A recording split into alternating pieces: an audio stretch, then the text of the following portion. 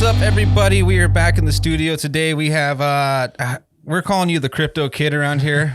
Jake Gallen, how you doing? Hey, crypto kid, NFT god. There's all kinds of different combinations that I get tied into. I'm doing good, man. Like I was saying before, this is by far the best home studio I've ever been in. So props off to both of you. We appreciate did an incredible job. Thanks, man. We try. So how long you have a podcast yourself? How long have you been doing it? About 2 years. April 2020 started. It was called The Guest List. Recently I rebranded it to the Jake Gallen Pod. I'd thought about, just like most people, had thought about starting a podcast for many years before actually starting it. And when the Strip shut down, I was working at Omni and iClub at the time, and I'd been invested in crypto since 2017. I was like, wow, I guess this is the time to start a podcast, right? Everyone's kind of sitting around, and there's a lot of need and thirst for information. So I just ordered a bunch of podcast equipment. I kind of had this do or die moment where it just came over me. I was like, if I'm ever going to do this, this is right now. I felt that the world was really shifting into this creator type economy where in order to succeed in the future, you need to be able to have a reputable brand of yourself, and you need to be able to take your job with you, whether you're an investor or you're a service provider of some sort, or an artist. This is kind of the way that the world is transgressing. And so a lot of these like epiphanies kind of hit me at one time, and I was like, okay, I guess I'm going to do it now. Ordered some podcast equipment off of Amazon. It ended up getting delayed about a month because of the supply chain crunch that was happening at the time. So during that time, you could go to my first episodes. It was literally just me and a laptop, literally just white background, no headphones, anything, just literally just talking into the laptop. My first two guests. So it was just like laptop audio. Yeah, terrible audio, just running with what I had. And first two guests were nurses. The second guest I had, Kathy Chow, worked in the respiratory division at the UMC. So she had the first COVID patient. Really? So she was able to provide a lot of insight as to what was happening in the hospitals. And those two episodes got a lot of attraction. And then episode 3 fell off a cliff.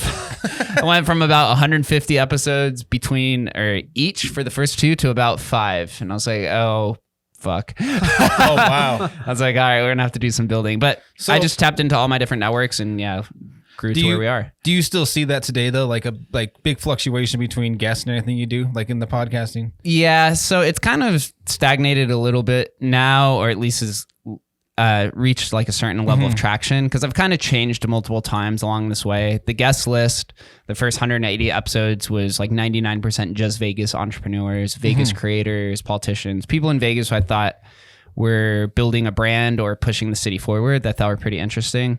And during that time, my, I guess you call it influencer status is what they like to call it, in crypto began growing, because that's another hour-long conversation we'll probably get into. Oh, yeah. So recently I ended up pivoting to now it's mostly NFTs and crypto. Okay. But before, I'd always been an entrepreneur. Before starting the podcast, I had 2 previous businesses. My first business was an antique store with my father in 2017 and 18. It was called Next Gen Pickers.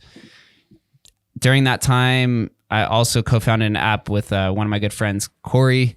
It was called Chameleon Verified Network. It was a ticket app that fought fraud. So basically, we'd partner with ticket analytic companies or ticket providers out here. They give us the information. You would use the app to scan the barcode of a ticket if you're buying or selling in person. Okay. And it would tell you if it's real. And then you could rate the person if it was a good experience or not, 5 stars. So it like helped fight scammers. Obviously now NFTs kind of make that obsolete. So we ended up closing that business February of 2020 without having COVID in mind. So it was actually like a pretty good decision at the time. Like ticket, you're talking like concert tickets and stuff? Like concert tickets, yeah. Okay. So is that like a huge thing out here in Vegas then? It was for a long time. The original idea was from when EDC moved out here in 2011. That's right when Vegas was on its come up on like the new wave of electronic music, festivals, residencies, mega clubs, all this kind of stuff. There was ticket fraud everywhere. So they were just like reprinting like the same tickets or like? Yeah, people were.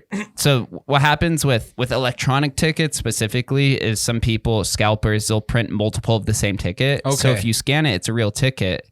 But they could sell it to multiple people, and then it's basically whoever gets through the door first is who gets in, and then everyone else gets screwed. Yeah. So we had mechanisms set up on the back end that we were building where once the ticket is scanned, then it cuts off like the system. So we're trying to build like a full system for it.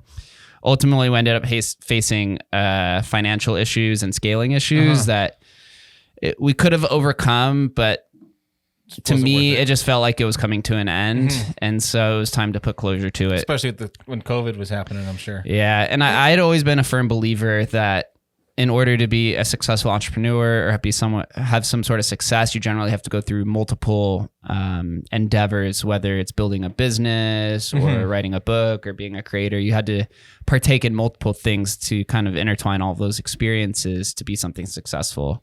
So that's kind of why I had always started multiple businesses. But I was at UNLV from 2010 to 2015. So unfortunately, I wasn't able to start anything then.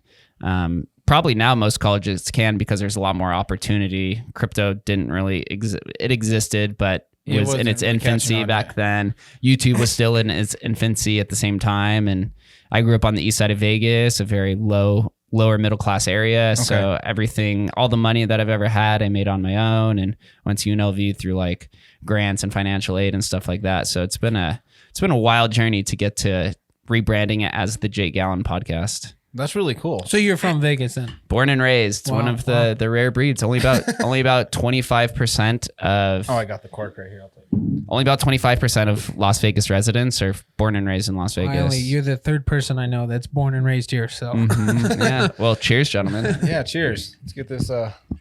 Glad to get you down here. Yeah. No, thank you. That's good stuff.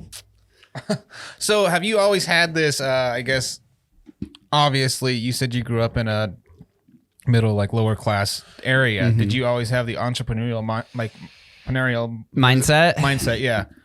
I think it always was there. It was just channeled in different forms. When I was in high school, I was generally like the party guy. I was always throwing events. So that was kind of like my first run at entrepreneurship. You're just always hustling, setting up events. I was always very big on networking and socializing. Okay. I was always aware at a young age that your network is your net worth. And especially in Vegas, where one person who comes to Vegas, we have 40 million people who on average visit here a year. Might be a little bit different now because of COVID stats. You can meet just one person, they'll completely change your life because they have a lot of money or they have opportunities. Absolutely. So I learned that at a very young age. So in high school, I was throwing a bunch of parties at my house. We were organizing events, organizing very delinquent style stuff as well. But but it ended up growing. And so then when I moved on to UNLV, there was maybe 5 to 10 people in my entire senior class that ended up going to UNLV with me. So it was essentially starting all over. And this is nothing to my friends growing up that went to Chaparral with me. The general path life path at Chaparral is to either have kids very early or to just go work on the strip and kind of just work through the corporate ladder. I was never interested in the corporate ladder at all. Yeah. It always seemed like a barrier to success. So once I went to UNLV, literally within the first or second day I was there, I was approached by the AE fraternity. It's the Jewish fraternity on campus. Okay. How they knew I was Jewish, I have no idea because Gallen is not. my father is not Jewish. My mother is. Okay. So I took my father's Irish last name, and somehow they knew that I was, and I ended up rushing AE fraternity, and that was kind of like my restart for a new circle of friends, and ended up growing from there, took leadership positions in the fraternity, became vice president, I was rush chair, and started networking with all the other sororities and fraternities, and again, throwing events. And I worked on the strip my entire college career at Planet Hollywood Pool. I was a lifeguard, then a cabana host and a receptionist. They offered a manager position to me. I said, no, absolutely not. I'm not doing corporate on the strip. It's a way to just end your life because you're spending 60 hours a week. I was going to say, so as you were there, you knew that you had to get out of that to better yourself and actually, you know, become an entrepreneur like you always wanted to. Always wanted to. And there was I always encouraged a lot of my friends to be an entrepreneur, but for most people that live in Vegas, it's a very instant gratifying type town, right? Yeah. It's based off of hospitality and customer service. Absolutely. What you see is what you get. If you're a gambler and you have a hot girl who's, you know, throwing like her sexuality at you and lewdness, you like that. It appeases you, so you give her a tip. Not a lot of people in Vegas have the long-term mindset, and that's kind of always been an integral part of me. So do you think that like that's with like, so the school and stuff you went to, being like the lower class and stuff like that, you're saying, do you think that's the mindset they kind of push onto the students there, or is that just what the students kind of push Set onto for each other? themselves. Yeah, it's Why do you think they set the bar so low? If you look at the larger picture, Nevada is generally 48th, 49th, or 50th in education. So there's not a high priority on education, and it's because the amount of opportunity that's here. And so I don't think that's necessarily a bad thing. Yeah. You could go on the strip and make $100,000 a year without a high school degree. Absolutely. If you just find the right hospitality position. Or you meet somebody here and you build some sort of business. So there is a high degree of entrepreneurs that exist. It's just generally not in the area of Vegas on the east side that I live in. Generally, a lot of entrepreneurs are kind of from the Henderson area or the Summerlin area, and now like kind of like the Northwest area that you guys are in. These are kind of like where, because there's a larger amount, or there's a higher degree of access to capital in this area, not on the east side. Generally, that's more, there's a lot of like people who want to be in like the rap industry, hip hop, music, entertainment kind of thing. And that's kind of where a lot of those stars come from, is like the lower middle class area. But I'd roll up to Shap. I'd either, my dad would drive me, or we walk there. You would just see half of the school just walking the other way. Just people just didn't go to school. They just literally would go hang out with their friends and smoke weed or do whatever that they want. So the importance on education isn't preferential. It was more just trying to keep the students there, I think, is what where more of their attention was. Yeah, because I mean, like, you hear that. That's why I was asking you, because like it's everywhere. You know, they say that the lower end schools and stuff like that. You know, that's why the kids don't make anything of themselves. But I think a lot of it was like you kept your mindset above all that. So I guess that was just came from within you, and it wasn't really stowed upon you. Yeah, I think also too, at a young age, one of the best things ever happened to me, I tell my mom this, the greatest thing she ever did was teach me how to read and write at the age of 4, before kindergarten. We used to have a little desk in my living room, and she would have me write 1 letter per day, 1 cursive letter, 1 number. So by the time I got to kindergarten, I already knew how to read, write, ABCs. I was already like way ahead of the curve. And so that helped me get into things like GATE when I was in elementary school, which is like the gifted and talented education, and accelerated classes, and middle school and honors, and like so on and so forth. So it just really translated well. But sometimes it's tough. You feel guilty because a lot of these people, a lot of your friends that you grow up with, you're very emotionally connected, right? You've shared a lot of like youthful moments with them, whether it's the different times in puberty or drinking, or, you know, like the first girl that you kissed, all of these like monumental moments in your life you share with these friends, but they're not growing with you on a professional level. They're only growing with you on an emotional level. So then eventually you have to like kind of, you're not saying goodbye, but you're saying like, it's more of like an I'll see you later. Yeah. And sometimes it's hard for some people to overcome those kind of things. So I still have friends who in high school who still hang out with the same friends. Same group. And there's nothing wrong with that. I just saw that if I continued to stay with the same groups over and over and over, if they weren't satisfying my quench for entrepreneurship or success, then you have to continually just move on and meet new people. That was kind of one of the reasons why I started the podcast as well. Try and just find people that are on your same level of drive. It seemed like podcasting, and maybe you guys can relate to this. It kind of just seems like a modern day cheat code, right? If you don't have a podcast or you don't have some brand, you can reach out to all of these successful people and say, "Hey, can I pick your brain for 15 minutes?" Which is cringe when people say that. Or you could say, "Hey, I would love to share your story on my podcast. Would you be interested?" And generally, I realized this very quickly.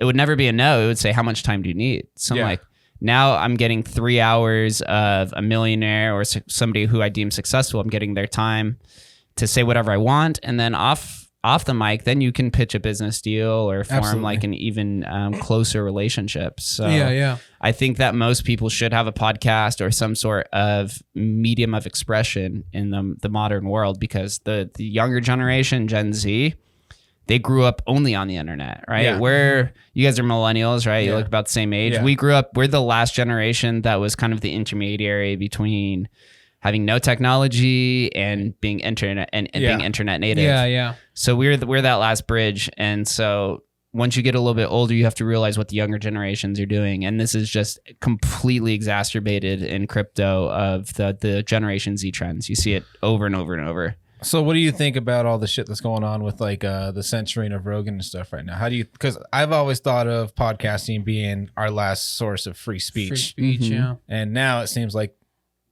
we've had a lot of issues on this podcast already of things getting Censored. flagged and, our episodes getting pulled. And it's just when we were first starting. Really? On and YouTube? I would no, on Apple. Apple kept flagging Really? our stuff. Just for certain things we talk about, and We crack a lot of jokes. We're half Mexican. So we crack, we were cracking jokes on Mexicans and stuff like that, and our family, and me being the only white one out of 16 cousins, and like I was making jokes like that, and we got flagged for like racial speech or something like that in one of them. And then another one, I don't remember what we were talking about. I said 90s gays were cooler than the new gays. yeah. And they flagged that? Oh That's yeah. wild. Yeah. They didn't think that was funny at all, I guess. I'm very against censorship on technology platforms. Mhm. When I went on my buddy's podcast when they suspended President Trump's account, and regardless of your opinion of him, I thought that censoring a president on a social media platform is very dangerous. Say dangerous. It sets a very bad precedent for the future. And regardless, like I said, of his intention or what your How you position feel is on about him. it just like kind of moves us into this like technological, or what do we call it? Technical oligarchy, where instead of having the government run the country, it's the technology companies. Yes. That sets a very bad precedent, because now you have political leaders working side by side with technology companies like Twitter and YouTube to censor different types of speech and censor different narratives, as we see is on the grand stage is the COVID narrative that you see all kinds of different things, which hope you guys don't censor that for me saying COVID, but anything that is considered misinformation based off of the WHO's guidelines, which isn't always right. Yeah. It just really sets a bad preference. So this is just only further pushes people on the risk curve and the outer extremities of political affiliations. It's like the power that Google has to like control that stuff is terrifying.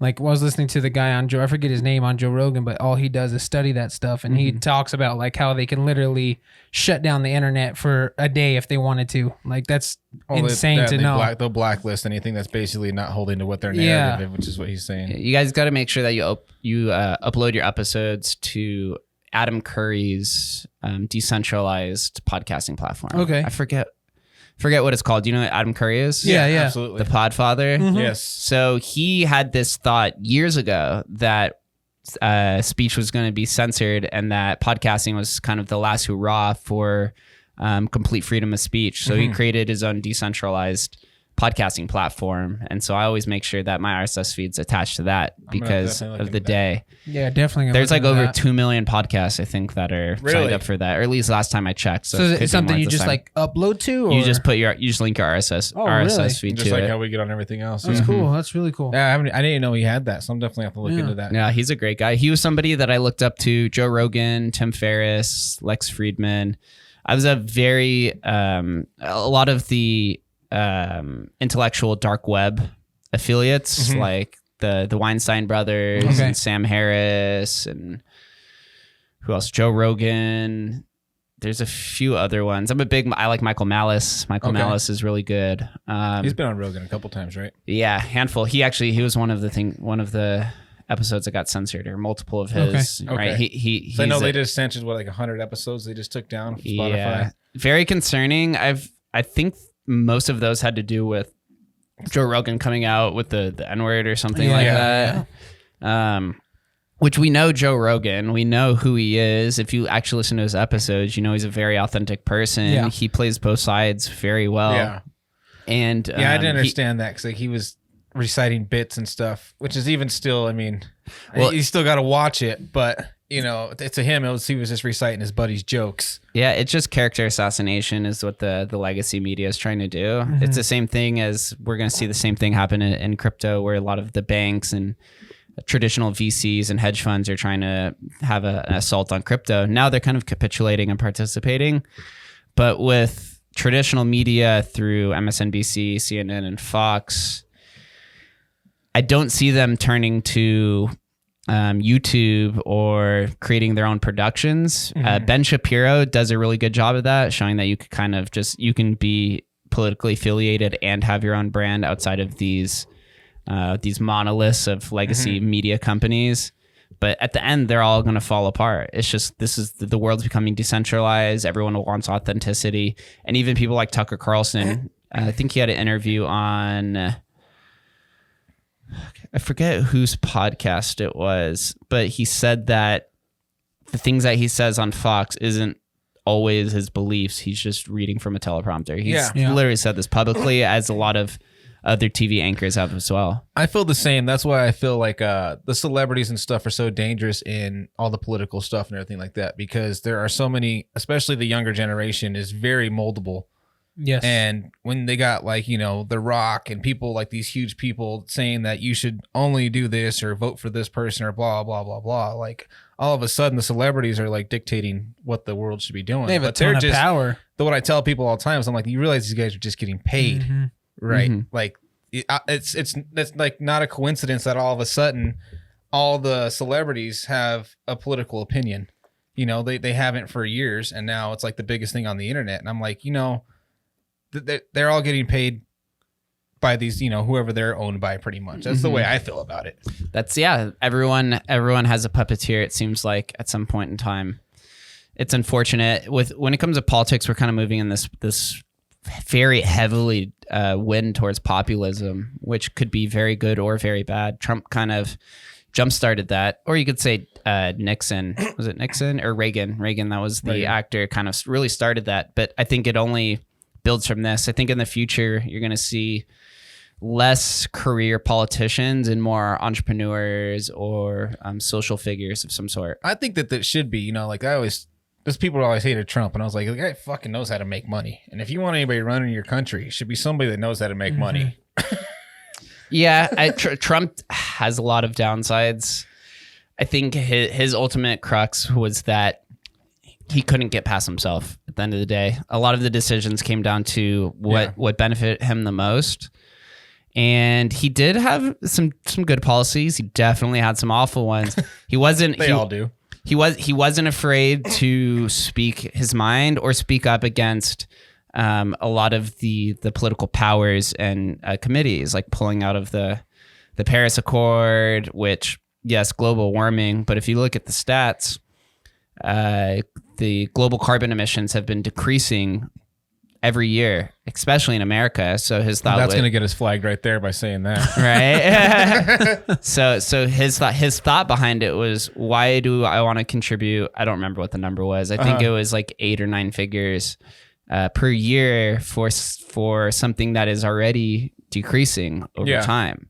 And he spoke out against the WHO and the was it CCD or CDC? CDC. And a bunch of other people. And yes, he has a lot of, there's a lot of misinformation in there. There's a bunch of truth. So it's unfortunate that in society, people blindly follow leaders of both sides. And it shouldn't be like that. You should definitely play a little bit more of a moderate role and apply some critical thinking and first principles to understand what people are saying is true and what people are saying is wrong. Like I'll probably say multiple things that are going to end up being wrong just on this podcast. Yeah. But I don't want people to blindly, I want people to listen to what I have to say, but I want them to believe me based off of their own truths or their own opinions. Yeah, yeah. It shouldn't just be a blind follow, because we know what happens when people just blindly follow leaders. It generally becomes the end of end of a party or an end of a country, an end of Absolutely. end of a civilization. Yeah. Yeah, I think that with all the internet and everything like that too. I think the internet's great, but it's also so dangerous. I don't know. I have a weird opinion on the internet. Internet communities, though, is what's going to run the next few decades, I believe. Especially if you kind of just watch like the trends now with influencers and content creators, and now you see traditional Hollywood actors moving into the world of content creation on their own productions. That's where the true power is. Crypto is only accelerating those trends and kind of showing what it truly means, because now you could financialize your community in ways that never existed through no intermediaries and just through like your own passion and your own effort. But that's why you have your own podcast. That's why I have my own podcast. Some people prefer TikTok. Some people prefer Instagram or Twitter. But we have to get away from like these algorithms or these highly produced shows that just cut every single bit of information into pieces as like an OPSEC almost. Twist everything. Make everything look. It's just like Joe Rogan right now. We were just talking about him.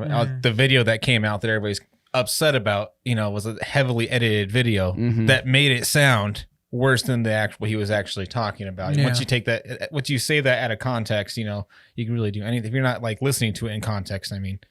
Yeah, I didn't even watch it. I watched his apology video, I guess is what you want to call it. Apology video. But it's just I've never been a big fan of cancel culture. Yeah. I understand that yes, some people can say very distasteful things, but the idea of cancel culture is surrounded under the idea that people can't change. And I highly disagree with that. I think most people change over time. And if you think somebody is the same as they were 10 years ago or 15 years ago, then you're highly mistaken. Yeah.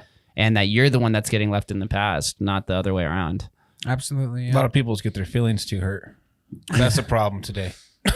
Yeah. A lot of people are too, I don't know. You can't, sometimes you like, I guess growing up, I had to take that. It's like you grow stronger from it and you move on and you don't hold on to anything. But nowadays it's like the slightest thing. They're like, oh no, you can't say that. And I'm like, well, I don't know. We got to be tough somewhere. Yeah.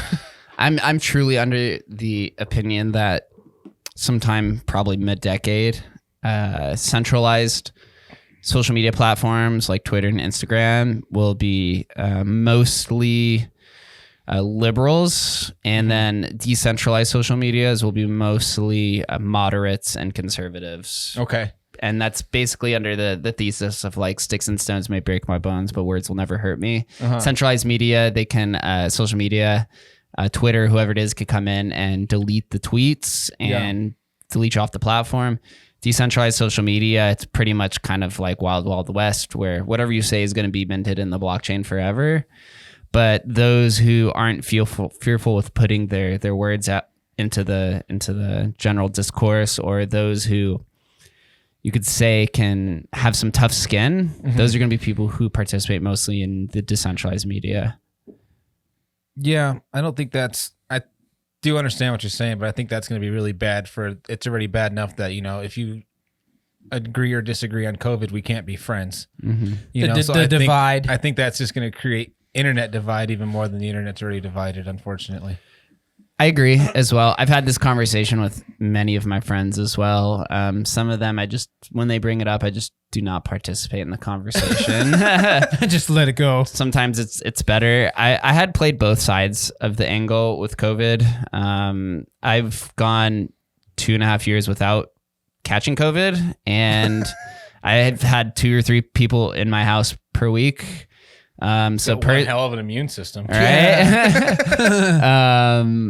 I wear masks where people ask me to wear masks, and I don't wear masks where people don't ask me to wear a mask. I don't know. It's like that's the way I am. Yeah. My thought with the vaccine, it's the same. It really hasn't changed, and now it's kind of proven to be right. Was that I originally wasn't going to get the vaccine. Now I'm vaccinated. I wasn't going to get it because the thought was that my immune system's very good, and if the vaccine doesn't prevent the spread of COVID, then why should I be forced to take it and just let me take the risk of catching COVID because I don't want to put an mRNA vaccine into my body that doesn't have a substantial amount of tests on it, right? Most vaccines that get approved, it usually goes through like 10 to 15 years of trials and studies. Absolutely, yeah. This was pushed very fast, which I guess we'll see the results here in the future. 10 to 15 years. In 10 to 15 years to see. I mean, a lot of people have had like effects on their breathing. Yeah, I think yeah. it's like I think it's exacerbated a lot of people's asthma. Okay. To have breathing issues. From the vaccine? From the vaccine. Oh, wow. There was a case with a famous soccer player, I forget his name, in Europe that got the vaccine and now can't play soccer anymore because Really? it made his asthma like much worse. I know our buddy of ours, his dad got it, and he has trouble walking now from the vaccine. So Yeah, we've had a few people that have got, but we also know, because we know a lot of people in the entertainment business, and they all have to be vaccinated, you know, in order to travel or to do anything like that. That was why I got the vaccine. I originally went to NFT NYC in November. It's the largest NFT conference, and you had to have the vaccine, or at least to go into a lot of the events and stuff. And then out here in Vegas, the Raiders, you had to get the vaccine. Although California is now lifting their mask mandate in 7 days from now on February 15th. So they think Nevada will probably follow sometime We usually there in the do. future. Yeah, sometimes they should. I thought we'd be first before that, but I've noticed lately that, especially since the COVID stuff happened, that's when I really noticed how much we follow California. yeah, Like almost like, you know, a week later we do whatever they do. And I was like, wow, I never really expected that. the elections in Nevada will be very interesting because it's historically been a purple state. It generally goes back and forth between Democrats and Republicans. A lot of my friends that work in the industry are generally Republicans or conservatives. And so the ones that exist like on the outlier of the city maybe are liberal. I'm unsure. Should be interesting. But having had a few different politicians on both sides of my podcast, I've come to the agreement that local politicians are generally in favor of most things. They only differ on So like they're a pretty- handful of ideas. They really stay pretty centered on everything then. Yeah, it's just most people have have general similar beliefs. I think they end up getting pushed in directions because of the federal politics or the state level politics rather than the citywide politics. Kind of where they need them. Yeah, you're becoming pawns. But in politics, people have different aspirations. Some people want to become president. Some people just want to make a change in their local district. So yeah. it's really hard to know. But I had Michael Naft, who was the current Clark County commissioner. He got replaced by Governor Sisolak when he got elected to become a governor. And then I had his opponent, Mike Thomas, on my podcast, literally within like a month apart. And if you listen to both those episodes, they're generally talking about the same things. Really? So yeah, that's what I was gonna say is like when they have like these ideas and stuff, like even if they have like, do they have that much power really within their position to, I guess like Florida, you know, Florida lifted everything, but no other state will. Like, do you think that's just because they're scared of the repercussions of it, or? Yeah, I think individually on a state level, you don't have crazy amount of power, but it depends on who you have influence over, right? So I would assume that Clark County Commissioner Michael Naft has a very good relationship with Governor Sisolak, and he worked in Dina Titus' office. So I would assume that he has more sway than the person next to him who has no affiliation with the governor or anybody, or Dina Titus, who's on he's just a federal senator for Nevada.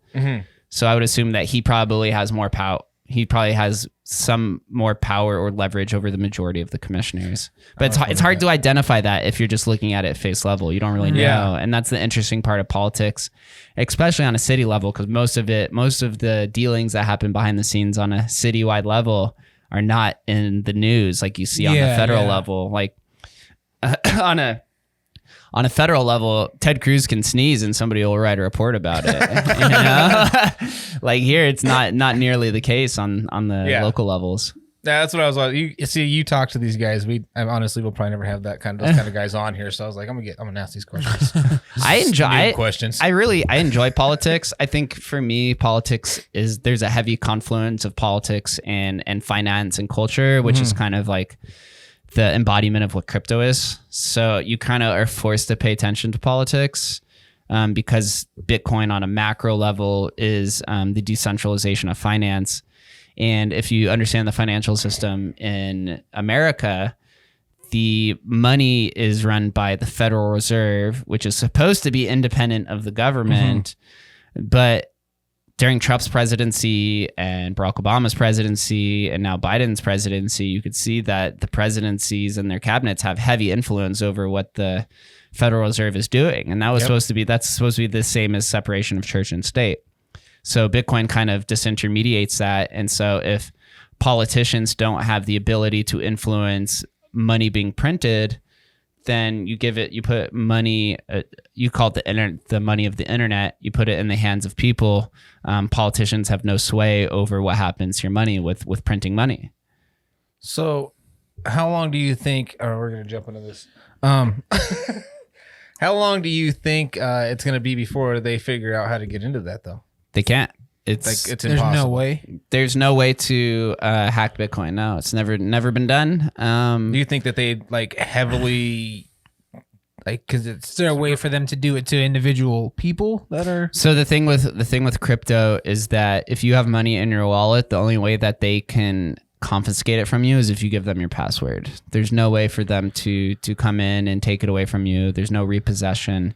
This is why so many libertarians. Crypto's inherently libertarian, but also now you see a lot of conservatives moving over to crypto as well. Ted Cruz is a massive advocate for crypto. I think that's actually going to be one of his platforms when he runs for president, if he does. Also, in Florida, you see Mayor Suarez. Florida is leading the United States in Bitcoin adoption. And he's hinted that he might potentially be one of the candidates for the Conservative Party because of that, because it exudes freedom and individuality. Because if you own your own money, you're a self-sovereign individual, and inherently conservatives are less government, right? So you don't want the government coming in and dealing with your money, your taxes, your property, whatever it is. In America, Bitcoin and some of the other cryptocurrencies are classified as property. So it would be the equivalent of the government coming in and repossessing your property, although they can't take the property away from you. And we've seen in the past, a lot of people who own property and the government comes in and tries to take it, they'll say over my dead body, and they'll put up a militia in front. I think we saw that in like Texas, where there was, I think it was the IRS or somebody was trying to repossess property, and they literally came in with like a militia of like, I think it was like 100 people with weapons, and they just said, fuck it. Texas. Yeah. No, I'm saying like, because once like I know right now a lot of the things that, like, you know, I read stupid shit on the internet all the time. They're saying that like a lot of these people are becoming so rich in the crypto world that the government's like, they're actually, able to have a say, but according to government and the US dollar, they don't have any say because it's not money. It's getting there. You have to think crypto is the culmination of tech, finance, and culture. So we've never really had that, and it's only been growing. So they didn't seem to care, I guess, when it was like kind of just a gimmick, in the beginning. They were like, yeah, it's never going to take off. And now that it took off. Now they're seeing these people. Yeah, I didn't mean to cut you tax off, dollars. No, it's tax dollars. It has to do with regulation. There's so many different, like, crypto kind of just bleeds into every industry that exists, whether it's media, finance, technology, culture, fashion. We see this with Nike buying an NFT company. It's going to bleed literally into everything. So at the end of the day, you have to think about it as it could be a currency, it could be property, it could be a bond, it could be an NFT, it could be art, collectible, membership. It could represent pretty much anything. All it is, essentially, if you think of what a blockchain is, it's just a distributed database or ledger. So think of it as like a decentralized spreadsheet, and that'd be like the most basic way to see it. So imagine, but anybody could audit it at any time. So think of the Federal Reserve, right? The people who print money away and manage the world's money. That's a centralized and closed system. So nobody can see what's on that balance sheet except for people who work at the Federal Reserve. If it was decentralized like crypto, anybody, me or you, we could go look at the Federal Reserve's blockchain and look through the entire history, see every transaction that's coming in and out, and it creates more transparency. So everything's visible. So what is What exactly is like the blockchain? Is that like what it's like? It's the technology, yeah. So what Satoshi Nakamoto, who's the founder of Bitcoin, did. Satoshi is a pseudonym, so it's not a real person.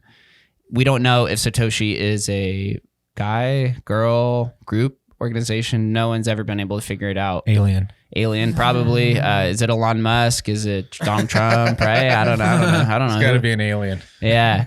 So what they did is they figured out multiple things. First, they figured out what they discovered the solution to what's called the Byzantine general problem. So basically the idea, and I might butcher this a little bit, is that how do you transact with somebody on the opposite side without having trust within that party? And this is kind of the Byzantine generals problem. Is it's a representation of two army generals in the 1800 fighting in the middle of a battleground. Okay. But then how do they send a surrender to the other side without them getting completely robbed? It's like the central idea. I might have butchered that a little bit, but that's the general idea of it. So he solved that with the blockchain, right? And they figured out a solution that had never been solved called the double spend problem. So is how do you prove that a transaction was spent without a second transaction being spent afterwards? So historically, before Bitcoin, internet technologies or independent currencies that were built on the internet, they face this issue of double spending, where people could issue two transactions at one time before the database realized that the transaction had already been spent once. Obviously, this problem doesn't exist in centralized or fiat currencies because there's a central database who can prove, or they can go back and issue chargebacks and different things like that if there is an issue. But if you're on a blockchain, once the transaction is spent, it's minted into the blockchain. There's no reversing because there's multiple people who own it. Okay. And so then think of it. Here's an easy example. Oh, that might have been me. Oh, sorry. Yeah, I was like, what is vibrating? I'm like, wow, my phone is going nuts.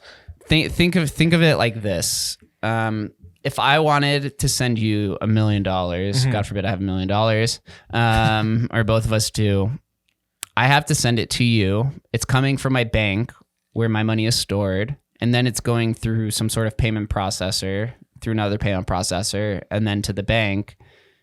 Then you receive it. Generally, that takes about 2-3 weeks if it's $1 million. And the banks could even say, no, I'm not sending it. Yeah.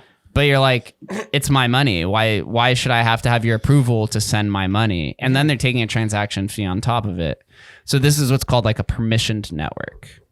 So Bitcoin specifically created a permissionless network where I don't need approval from anybody. If I want to send the transaction, then I can do it. So with Bitcoin, you custody your crypto in what's called your wallet, right? I own the keys to it. No one else can access it. There's no bank, nobody else. If I want to send it to you, then I just type in your address and it gets sent. And then there's this network called miners, right? A miner is not like a miner that we've come to know historically. Mm-hmm. A miner is just people who have created or who use specific hardware devices, and they basically verify transactions on the network. Okay. And the way that they do that is they dedicate computer power to it. So these people, have you seen these like giant warehouses of like Bitcoin miners? I've seen people pictures doing it. Yeah. So basically what they're doing is they're verifying transactions, because when I send you a transaction, it's disguised in cryptography. So basically it's encrypted. If you understand what encryption is, it basically just means that it's disguised so no one can see your transaction being sent. So in order to decrypt that transaction, they're basically, all the computers are solving the cryptographic puzzle. And in order to solve the puzzle, you have to dedicate computer power to it and electricity through these like specific mining rigs. Okay. And so that's kind of like how mining works. And so if I send you a transaction, once 6 miners have figured out the puzzle, then it's what's called confirmed. The transaction's confirmed, and then you receive it. So that whole entire process takes anywhere from 10 minutes to an hour based off of how many people are using the network. So that fast. So is that what, when you purchase it, you have to pay it's a mining fee, or what is it, something fee? Transaction fee. Yeah. So the transaction fee, if I want to send you Bitcoin, is about a few dollars. Okay. a few dollars only until people start using, until the network becomes what's called congested. Yeah. So gas fees on Ethereum are the crazy ones where it's like $100 per transaction fee. We could talk about that in a second, but that's just the basic idea of what Bitcoin did. Is it created independent money that is not run by any country, any organization. It's it's what's called censorship resistant. So then nobody actually owns any of this. So what, like, I guess I'm still confused. So so what Bitcoin is, it's just code. Yeah. Right? So in your wallet, there's 21 million Bitcoin that'll ever exist. And every day, so right now there's currently about 19 million Bitcoin that exist. Okay. So this is where we get into what a blockchain is, right? Okay. So every 10 minutes, I think it's every 10 minutes, a block is created, right? And in every block, every transaction that's been issued on the Bitcoin network in 10 minutes is inside this block. Okay. Right? And then after 10 minutes, there's a payout. It started at 50 Bitcoin. Now I think it's down to 6 Bitcoin or 12. I don't, people are going to shoot me who's the crypto people because I can't remember this. But basically it's, I think it's 6 Bitcoin every 10 minutes is issued to all of the miners based off of how much computer power or computation you dedicated to the network. Like a payment? Yeah, like a payment. Okay. Yeah. So every 10 minutes, a 6 Bitcoin is issued to all of the miners, and it's split up evenly based off of how much computer power you've dedicated. So these big mining farms that you see, they're spending millions of dollars a day in computer power, but then they're getting rewarded Bitcoin every 10 minutes. So then eventually, then you have a cost deficit of right? Let's say you're spending 100K a day on power, but you're being rewarded 110,000 every day in Bitcoin. So now you're in a positive, and then they eventually sell it. But that's just like, that's how you operate mining farms. That makes sense. So doing these mining farms, is this like a, do they make like job, like is this like a company? Yeah, it's becoming industrialized. So I don't know if you know who Governor Abbott is of Texas. Yeah. If you look up recently, this is in the last week, he said that Bitcoin mining is going to save the power grid of Texas. Wow. Is basically what he said. And if you look up Mayor of Texas mining farm, you can look up that way your listeners can see what it's. Yeah. So he came out recently. Bitcoin mining is taking over Texas already because it has the cheapest amount of, it's the cheapest kilowatt, or it's the cheapest cent per kilowatt in the country. So how it actually costs that much to run these things a day? Yeah, depending on how many miners you have set up. So this is where the issue you see with the climate change advocates is that since Bitcoin mining, Texas Republicans, hold on, where is it? Or you could go up more and type in, Governor, I think his name's Governor Abbott. You could type in like Governor Abbott Bitcoin. It'll literally be one of his first things. Yeah. But the issue now with people who advocate for climate change is like, since all of these Bitcoin mining farms and crypto mining farms are consuming so much power, then they're having carbon emissions. Governor Abbott will work with mining companies. There's one, turns to Bitcoin miners to bolster, right there. Yeah, to bolster the power grid. So this was in the last like 2 weeks. This is on Bloomberg. See, Texas Governor Abbott turns to Bitcoin miners to bolster the grid and his reelection. So you could save it. You could save the power grid. And the issue now is, Bitcoin now is renewable, but the issue is since they're consuming so much power, a lot of the way that they're generating energy is through like oil farms and non-renewable type energy sources. It is improving. Bitcoin is now over 50% completely renewable. So what does it look like? What do their farms look like, I wonder? Oh, you can look it up. It's literally just like rows and rows and rows and rows of these, like, they're called ASIC miners. What is it? Just type in Bitcoin mining farm. Bitcoin? And then go to images, and you could see how big some of these are. And Bitcoin, when Bitcoin was first created, it was what's called GPU mining. So you can mine Bitcoin off your computer. Now, because of how many people use the network, it's your computer, it's highly inefficient. So it's become heavily industrialized. So you can see this is it? Yeah, those are Bitcoin mining farms.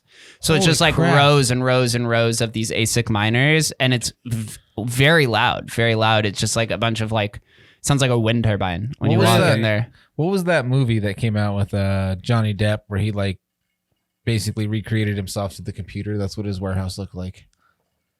Right. So these are Bitcoin mining farms. I think the startup cost for a lot of these people now are literally in the tens of millions of dollars to do it. Oh, look at Yeah. that, dude. Heavy industrialized. Russia actually just came out now and said that they are approving mining for the government. A lot of Kazakhstan is now doing it for the government. Bitcoin is legal now. So is that like it has to be like that extreme because of how much like data is going through it at once? Is that yeah, what it how is? much energy? So a lot of these have like fans to make sure that they don't burn up.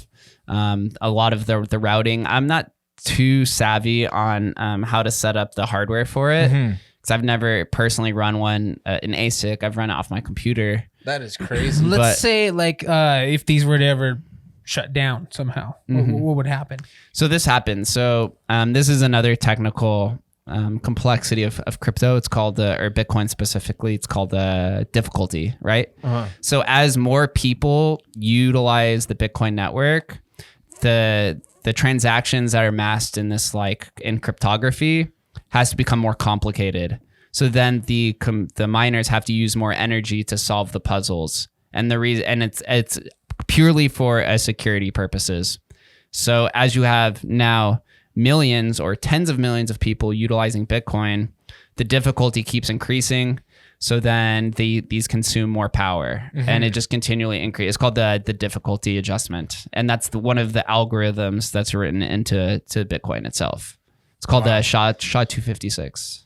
That's insane. Wow. and now you take these ideas, and then people can create their own blockchains off of it.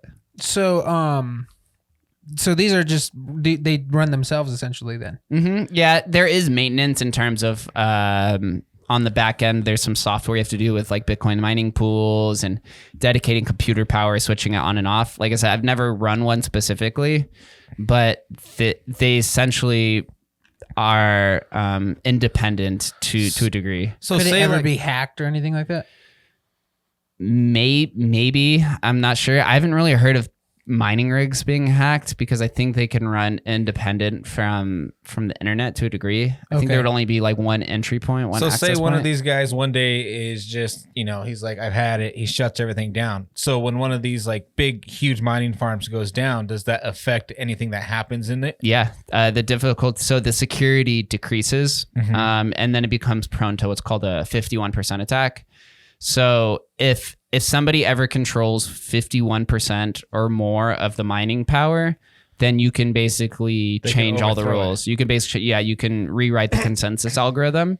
Wow. But this is the game theory that's tied into Bitcoin, is that the people who validate the blocks and the miners, you can see if an attack's coming. And also now, since Bitcoin is worth about $1 trillion in market cap, it would cost tens and tens of billions of dollars to 51% attack.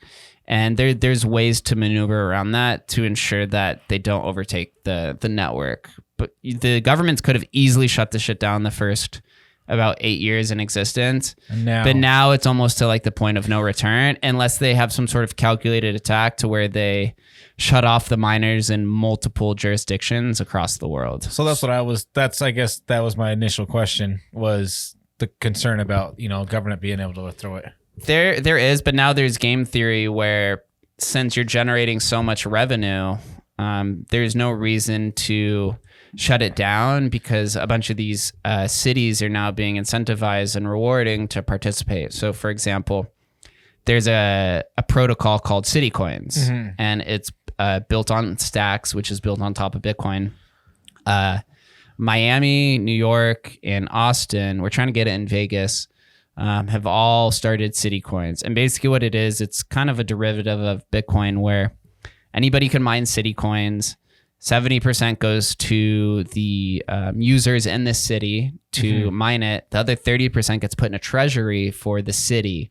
And so if the city takes these funds, then they're not vocally saying they support Bitcoin, but they're financially saying so, because a lot of these cities, right, politics are all about like theatrics and like talking more about what you think more than what you actually believe.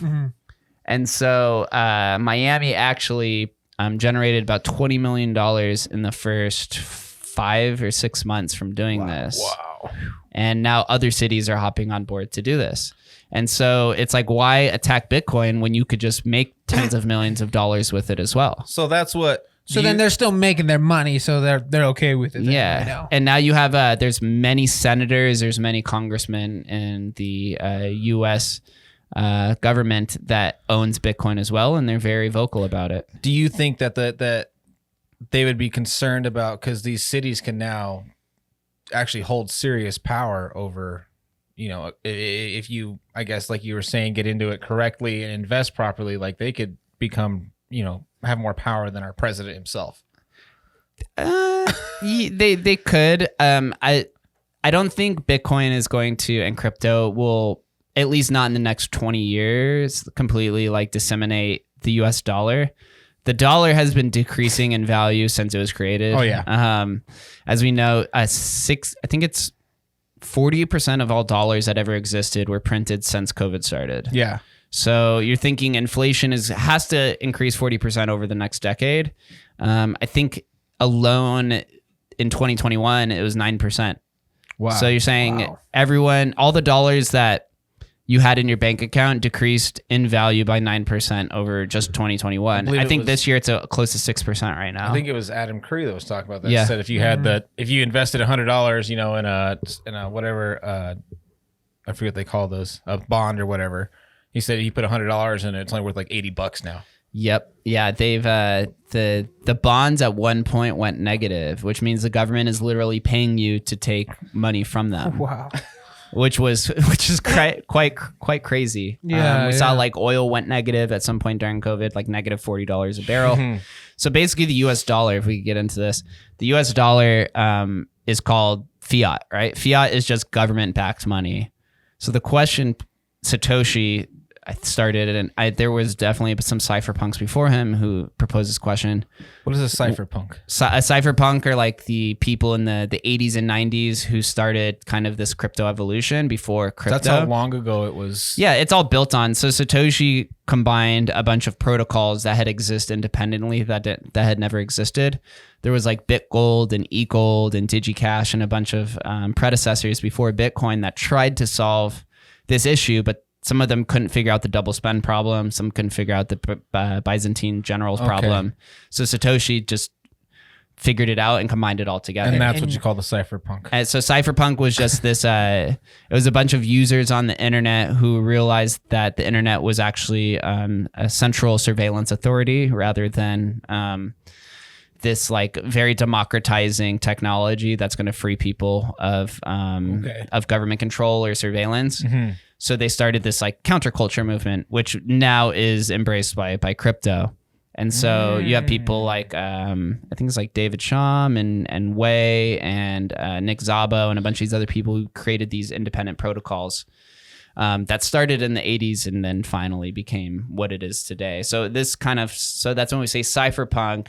It's the ethos of like what you see. It's kind of portrayed in a lot of these movies of like kind of like Mr. Robot. Have you ever seen the show Mr. Robot?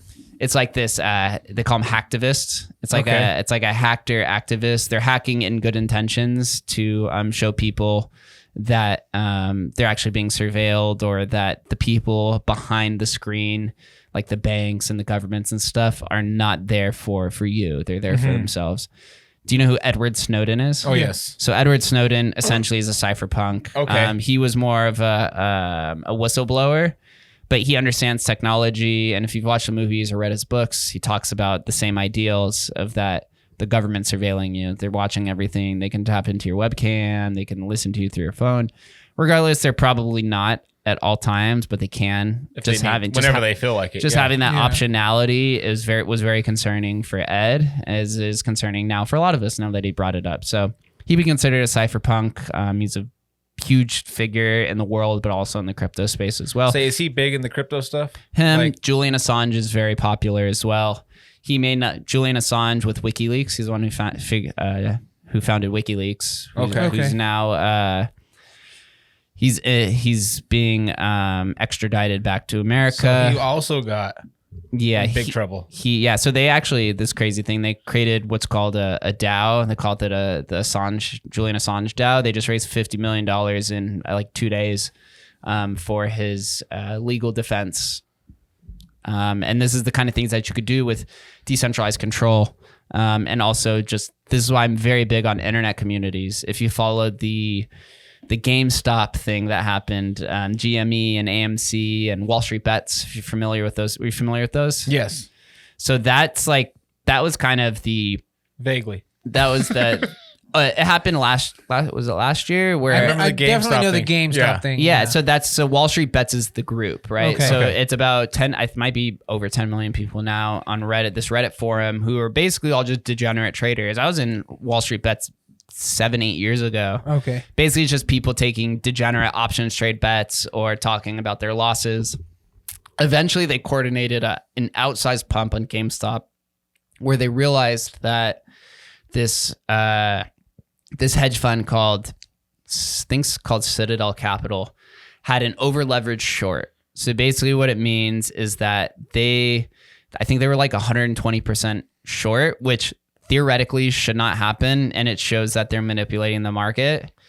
They basically said, all right, if we all just buy GameStop at one point, then it's called a short squeeze, where then the person who has the short has to start buying as well so that they don't get stopped out and lose all their money. So basically, they all coordinated this giant pump.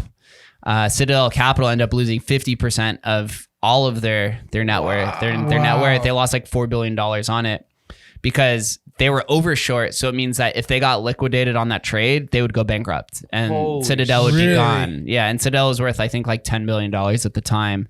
So in order to prevent them from losing the business, they had to start buying the stock to kind of like equal out or have a neutral. Wow.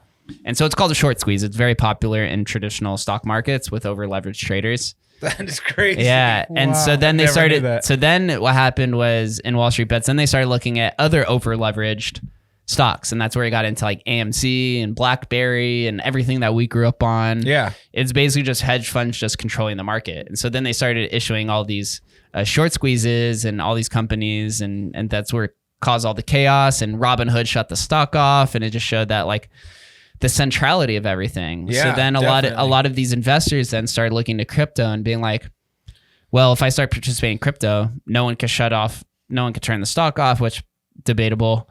Or crypto, it's permissionless. I don't need to create a brokerage account. I need people to approve me and redline me and all these different things. You just like participate in the network. And so that's where we see this massive influx. And now Generation Z is way more interested in NFTs than Bitcoin decentralization. So now it's kind of shown that instead of having a decentralized network like Bitcoin, where there's no leader, the attack vector is very, it's spread throughout many different possibilities. They would just want to participate in permissionless networks, which means that there can be a central authority. They just don't want to be told yes or no to participate. They want to put their money in and lose it all or gamble it or whatever it is. And the Generation Z is just way more interested in, and millennials, in NFTs now. Yeah. Because of that. And that's kind of where I spend most of my time is the NFT world. That's what I've always explained to people, like, because people like, I did a little bit of like stock stuff and I got out of it really quick. And they're like, what is it? Like, it's literally like, just go to Vegas and gamble. That is literally like the best way to explain stocks for me. Yeah.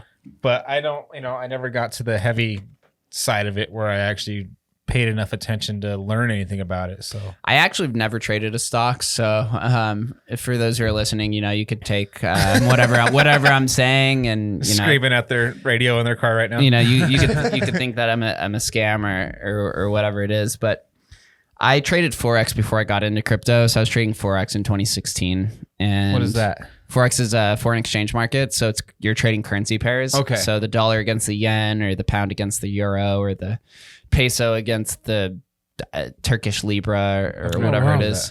No, I never heard of that before. And it operates very similar to stocks, where you're basically margin trading on it. You're basically taking a loan out against your trade and then issuing leverage against it to go short or long.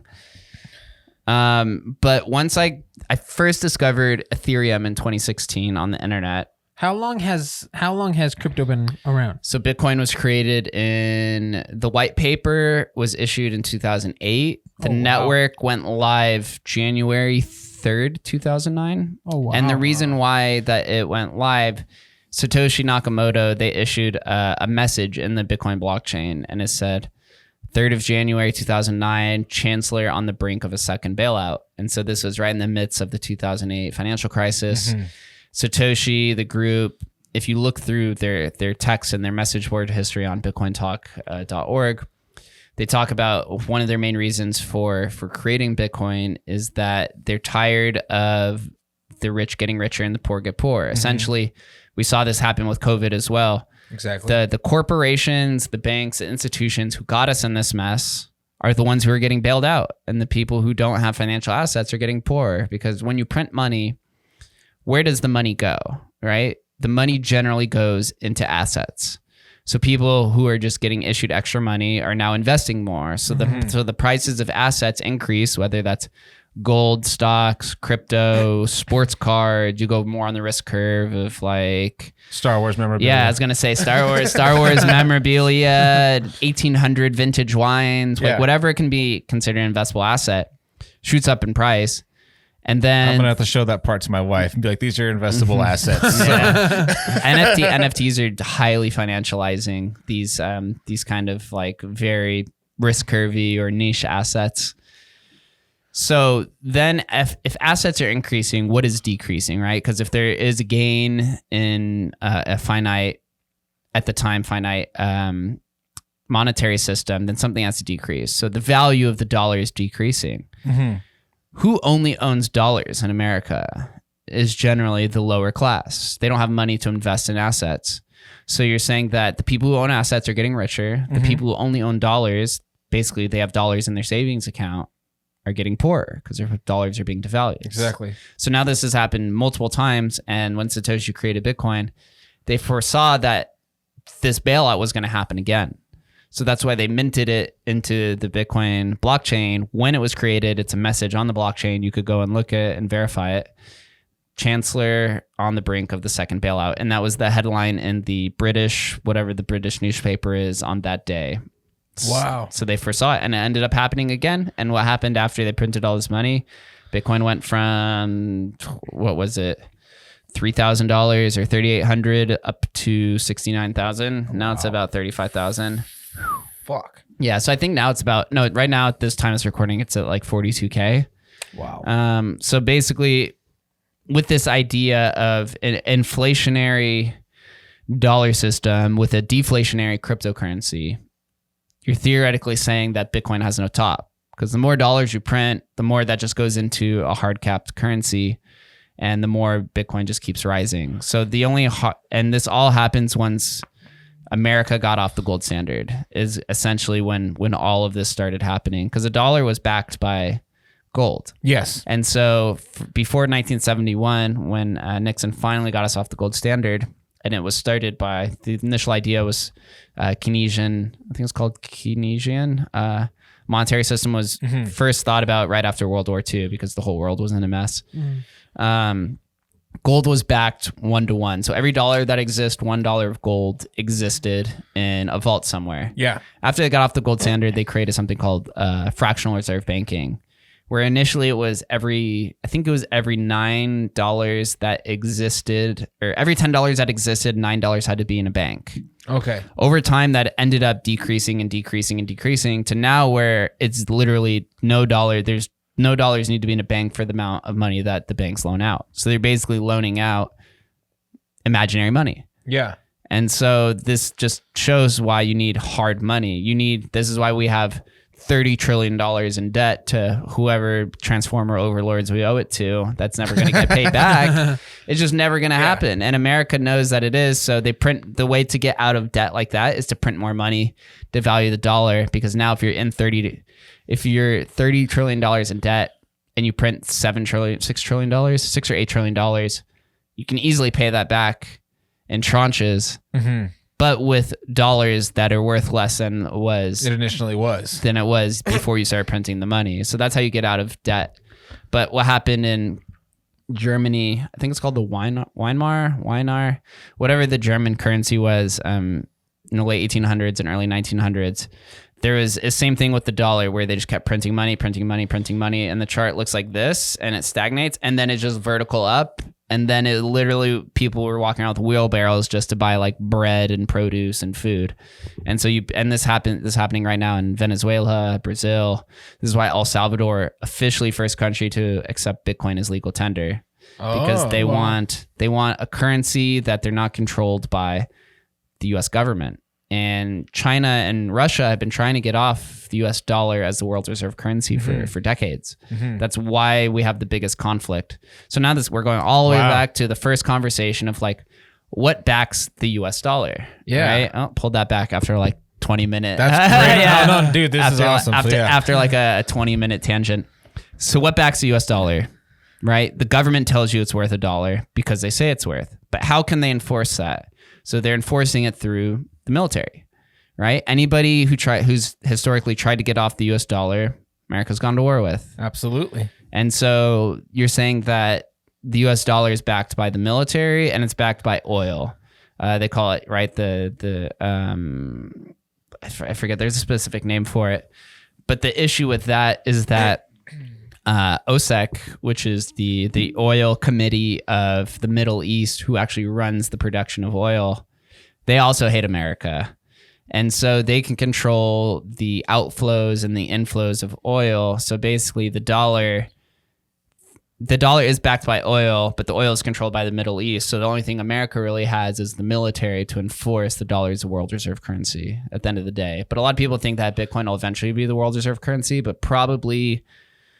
So I'd say it's probably it's probably still a little while. Definitely off. why it's like a matter of not if, just when we go to war with these countries. Yeah. We're at that brink again. Yeah, I think a lot of people think Russia. I can't see a combative war happening or like on a ground level. It'd be more like drones or cyber warfare. I think so. My biggest thing is I've always said it's always going to be cyber. The first thing, if you ever want to watch America crash, just take out our internet for the day. Yeah. Yeah. And now Bitcoin was actually, there's a few satellites now by Blockstream and a few other people where Bitcoin can be transacted without the internet itself. Okay. So that's what's going to be my next question. That's what I was kind of asking earlier, is if something like that were to happen, like a cyber attack. Right now, Bitcoin would be fucked. Okay. There are, like I said, they're still building, but you have to think of Bitcoin as like the early internet, like late 90s, early 2000s. Okay. But you're saying that these countries are wanting to run off of Bitcoin, so that's going to be the last thing they're going to try and attack. Yeah, exactly. It's the game theory behind it. It's like, why would they attack something when it can massively benefit them, like on multiple because they're trying levels. to get off of the US dollar. Because if they get off the US dollar, then America has less control over them. So America pretty much has control over everyone. So here's a fact a lot of people didn't realize. We printed roughly $6 trillion since COVID. 70% of the dollars that exist are outside America. So you're saying America only got 30%. faced repercussions of 30% of the 100% that was printed. I think Adam Curry talked about that, right? Saying that they're printing all of our debt right now to pay off the other countries that we owed money to. Yeah, and the countries are the ones who hold most of the bags. So they're the ones who have to face most of the repercussions. So a lot of these countries are like, fuck that. That's why El Salvador adopted Bitcoin as legal tender, and a few other South American countries are trying to do it. El Salvador has some of their own issues trying to figure it out, but I think they will over time. So America is, the world police. We've made many different movies and jokes about it. It's pretty true. And the government that runs America currently is not technically savvy at all. I agree. And so they're trying to blanket regulate crypto, and it's not working very well. There's just too much money in the system now at this point. There's too many people participating in the network. And that circles back to my very first question, yes. Was they ever going to try and control it? But it's just out of hand. It's too late. Them. Today, actually, at the time of this recording, somehow the U.S. government seized 120,000 Bitcoin from the Bitfinex hackers from 2013 or 14 or something like this. So basically now the government owns $4 billion in Bitcoin. Oh, shit. Oh, really? So why would they ever shut it down if Bitcoin keeps increasing, then their bags increase. So it's like, why would they shut it down? If they're in on it too. No. I don't know. I'm very weary of this. Supposedly they found the passwords to these $4 billion on a cloud storage system somewhere, which I don't know. If you're a hacker from it's a famous Bitfinex hack. It was, I think at the time it was like $300 million or something. Might have been 2015, 2016, something like that. Somehow they went through some cloud storage. It shows central surveillance. They could just audit Google, or I think they said it was Google Cloud Storage. They told Google, we need access to every single one of your cloud storage systems. And Google has to abide, or else they'll just say, we'll get the president to make it very troublesome for your operations if you don't abide by what we're asking. Yeah, it's kind of like force. Yeah. Right? Obviously, there's supposed to be protections in place, but if the U.S. government accessed central cloud storage systems for this supposed password to retrieve $4 billion in Bitcoin, and it took them 7 years since then, can you imagine how many storage systems of Google they went through to kind of figure this out? So it took them 7 years to do that. Yeah. So 7, 8 years. So, yeah, roughly. So you're saying they probably have been going through this for years, trying to figure it out, that wasn't a very big payout then. Yeah, right. I mean, $4 billion now. If Bitcoin keeps going up, if there's a stat I've seen, once Bitcoin passes 150,000, half of the world's billionaires will be Bitcoin billionaires. Really? Mm-hmm. Wow. So that's my next question: is how does Bitcoin build amount? How does it what? How does it increase in the amount? Because it's deflationary. So there's a hard cap. So right now, 19 million Bitcoin. The most that'll ever exist is 21 million. So what does that mean? So right now remember going back to the block discussion, every 10 minutes there's a block that stacks on each other. Then the blocks are filled with all the transactions. Okay, so that's what that was. Yeah. Okay. And so that's why it's called a blockchain. Because every block that stacks with all the transactions, it makes it highly improbable that you could go back and roll everything back, and that's a different discussion. Okay. So that's why it's called a blockchain. And so every block or every 10 minutes, 6.5 Bitcoin is dispersed to all the miners. Okay. So you're saying every 10 minutes, 6 Bitcoin roughly is being dispersed. There's 21 million, right? Yeah. And every 4 years that gets cut in half. So it started at 50 the first year, then got cut down to 25. Then it was cut down to 12.5. Now it's 6.25. When do you think you're going to see this hit like the 100,000? They've done it. I think it's like 2140 is the last Bitcoin that'll be mined. But roughly in about 20 years, you have about 99. Holy fuck. 2140? Yeah. But by that time, there'll probably be a different currency. Yeah. So is it going to make it that far, you think? No. So basically the world, or just human society, generally goes through different currencies every 100 years as the primary medium of exchange. So if you go back to like the history of money, humanity started with trading seashells, then they were trading cows, and they were trading salt and all these different things. So it'll be something else. So it'll be something else, yeah. The big fear with crypto, or the big thing with Bitcoin, is that if quantum computers ever become commercialized, they can just basically use quantum brute force computing to break the blockchains. But if that happens, to break the blockchains, there's going to be way more issues than just breaking the blockchain, because then you could just go and like launch nuclear codes. You basically have power to anything that you want. That's when you hit the bartering system. Yeah, right. That's at the end of the day, you have all this internet and stuff. It's like you still need to have your supplies. Your So what is it? Now I'm going to jump onto the Ethereum. What is Ethereum? Ethereum's a decentralized smart contract platform. So what smart contracts are they're basically decentralized. If this, then this happens. So think of it as iOS or Windows, right? Those are contract platforms, right? They have apps on top of it. Inside the apps, there are executions that are, or there are commands that are executed based off of functions that happen, right? So inside of Uber, right? You hit the search button, you type in your address or whatever, then you hit send. All of these executions are happening on the back end, right? On the automated software. The difference though is now you decentralize it. So on iOS, there's an app store, right? Apple controls the app store. And I don't know if you know this, but any app that makes over $1 million, Apple takes 30% of their profits. Really? Mm-hmm. Wow. I did not know 30%. that. That's why there's an issue with a lot of these gaming companies, like Fortnite and a bunch of these who are making a lot of money. Apple's taking 30% of what they're making. That's pretty dirty, yeah. Wow. And so you also have to be approved, right? So now if Apple doesn't like you, they could just basically say no. They don't have to give you a reason. They're a private company. So the best way I explain it is like think of Ethereum as a decentralized iOS. So there's an app store. There's no app store because Ethereum's open source. Blockchains are open source. Anybody could participate and build on the network. So it's the same principle as Bitcoin. It's the same concept. Yeah. It's just with Bitcoin can have smart contracts, but Bitcoin's really good at two things. It's good at security and it's good at being a store of value. Okay. So did you guys go to college at all by chance? No. So I didn't go to high in school. college, there's a thing. There's a thing called a trilemma, and this is across many subjects. But when we're in college, there's the trilemma, and it's like you can only choose two of the three things, and it's like good grades, social life, and sleep. Mm-hmm. You can only choose two of the three things. With blockchains, there's a blockchain trilemma where you can only choose.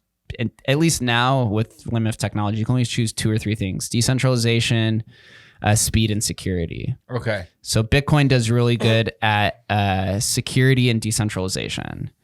Ethereum is trying to do all of them, but they've sacrificed some of the decentralization in certain areas, and they've sacrificed some of the speed, which now there's a thing called Ethereum 2.0 that's happening where they're basically going to sacrifice more of the decentralization to increase the speed, to increase the amount of transactions. So by sacrificing decentralization, what do you mean? So decentralization is like attack vectors. So just if you think of the idea of like what centrality is or central authority, it can mean many things. It can mean central leadership. One person is the leader. If you take out the leader, then the organization's fucked. They don't know what to do, right? You could think of it in crypto as like centralized mining pools. One mining pool or one of the miners own a majority of the hash on the network. So they're basically most of the people mining it. So basically you have to bend the knee to whatever they say. Okay. So it can become very controlled then. Yeah, it's like controlled in certain areas, right? So think of like Google is a central authority over data. Yeah. They own the majority of the data on the internet. They can manipulate it any way that they want. Okay. You have to trust Google to be basically a good person, essentially. So in crypto with decentralization with Bitcoin, there's many different decentralized or centralized aspects. It's leadership, it's the miner network, it's the nodes, the concentration of wealth within different holders, right? If one person owns 40% of Bitcoin that exists, no one's going to buy it because they could just dump on you at any point in time, right? And just send the price in a spiral. So it's a little bit complex, but right now Ethereum exists in this, it's called proof of work network with miners. There's a new optimized platform. It's called consensus algorithm called proof of stake. Okay. Where instead of having to have miners on the network, it cuts out all the miners. There's no need for miners. Now it's just called stake, where it's just basically you buy your stake into the network. So with proof of stake, we'll just say it's a finite, you start with 100 million coins, starts off exactly that, no more created, less can be, they could be destroyed at any time. Okay. So that's why they call it proof of work in Bitcoin, because you have to prove that you've used energy and then therefore you'll be rewarded. Okay. That's proof of stake is you have to prove that you own the coins, but the only way to buy the coin or to get the coins is to buy them. Yeah. So it could become centralized because if you have a large amount of money, you could just buy the network essentially and control it.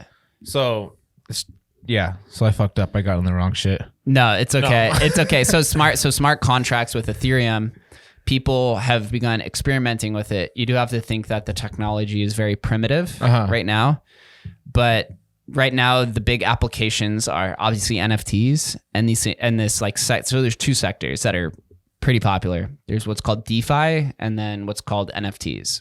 See, I just bought my first NFT, so We'll talk about that. DeFi, decentralized finance, it's just people taking existing financial instruments and putting it on the blockchain for no central authority.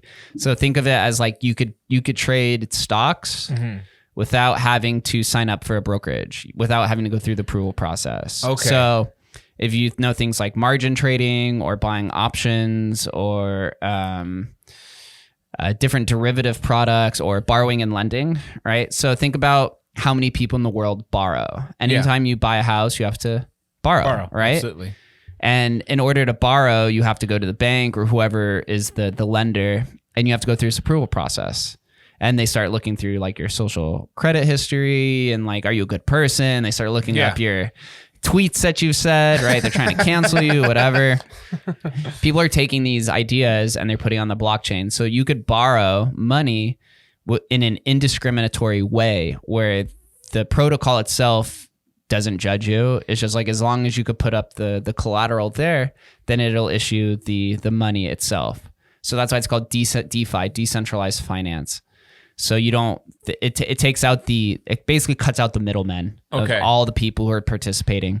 So if you want to speculate, people then in the future are going to create things like decentralized Uber, decentralized Airbnb. So you're cutting out the middleman. You're just cutting out the middlemen. Yeah. So it's basically your control in smart contract platforms. The users are controlling their own data and they're doing it in a permissionless way. So if we've seen the narrative recently with the Metaverse, right? Facebook changed their company's name to Meta. I don't know if you followed that at all. I know. Right, I know that was going to be my next thing is about the Metaverse. Facebook is actually called Meta now. So they Oh yeah, I have seen that. Yeah. Facebook, Mark Zuckerberg said they're now a Metaverse company. He believes that's the next evolution of social media networks is in the Metaverse, which is going to be. But now we face this disparity of decentralized metaverses versus centralized metaverses. So imagine the big concern in a lot of people who participate in crypto is that if I am participating in Mark Zuckerberg's metaverse, he controls all the data.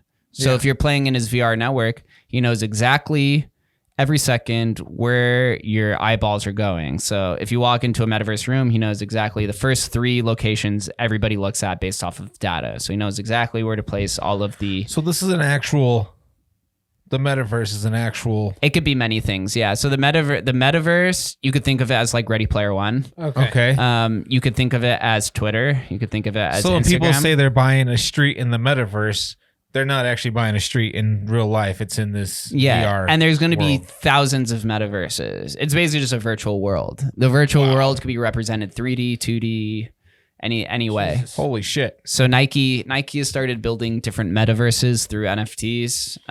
Like imagine only owning like Metaverse Nikes. You're really nothing in real life. You just... Yeah, well, this is what Generation Z likes. And even millennials, right? If you grew up playing RuneScape, or you played a lot of these different MMO type games or RPGs, you have skins in the game, right? You can change your clothes, or if you play Call of Duty, you change your weapons, different things like this. Yeah.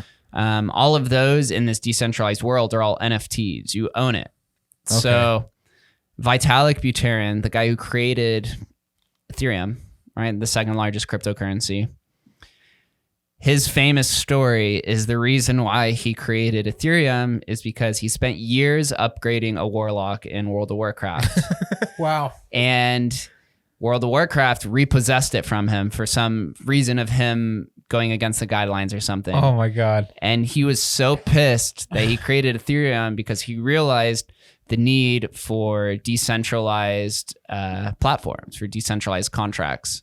And it's a little bit longer story, but the idea is that in places like Fortnite or Roblox, those are probably the 2 biggest metaverses right now. Yeah. Or GTA is a metaverse too, is pretty popular. That's so crazy. Yeah. In these games, right? If you're in GTA, you have a bunch of different weapons, or you could change your clothes. Yeah. Rockstar could come in and repossess them anytime that they want. It's a centralized game, right? You own it in the game, but they own the game itself. Okay. Right? But if the guns or the weapons or the car you're driving in GTA are all NFTs, no matter what the game developers do to the game, you always own that asset itself. So you own, the NFTs assign digital ownership, which has never existed before.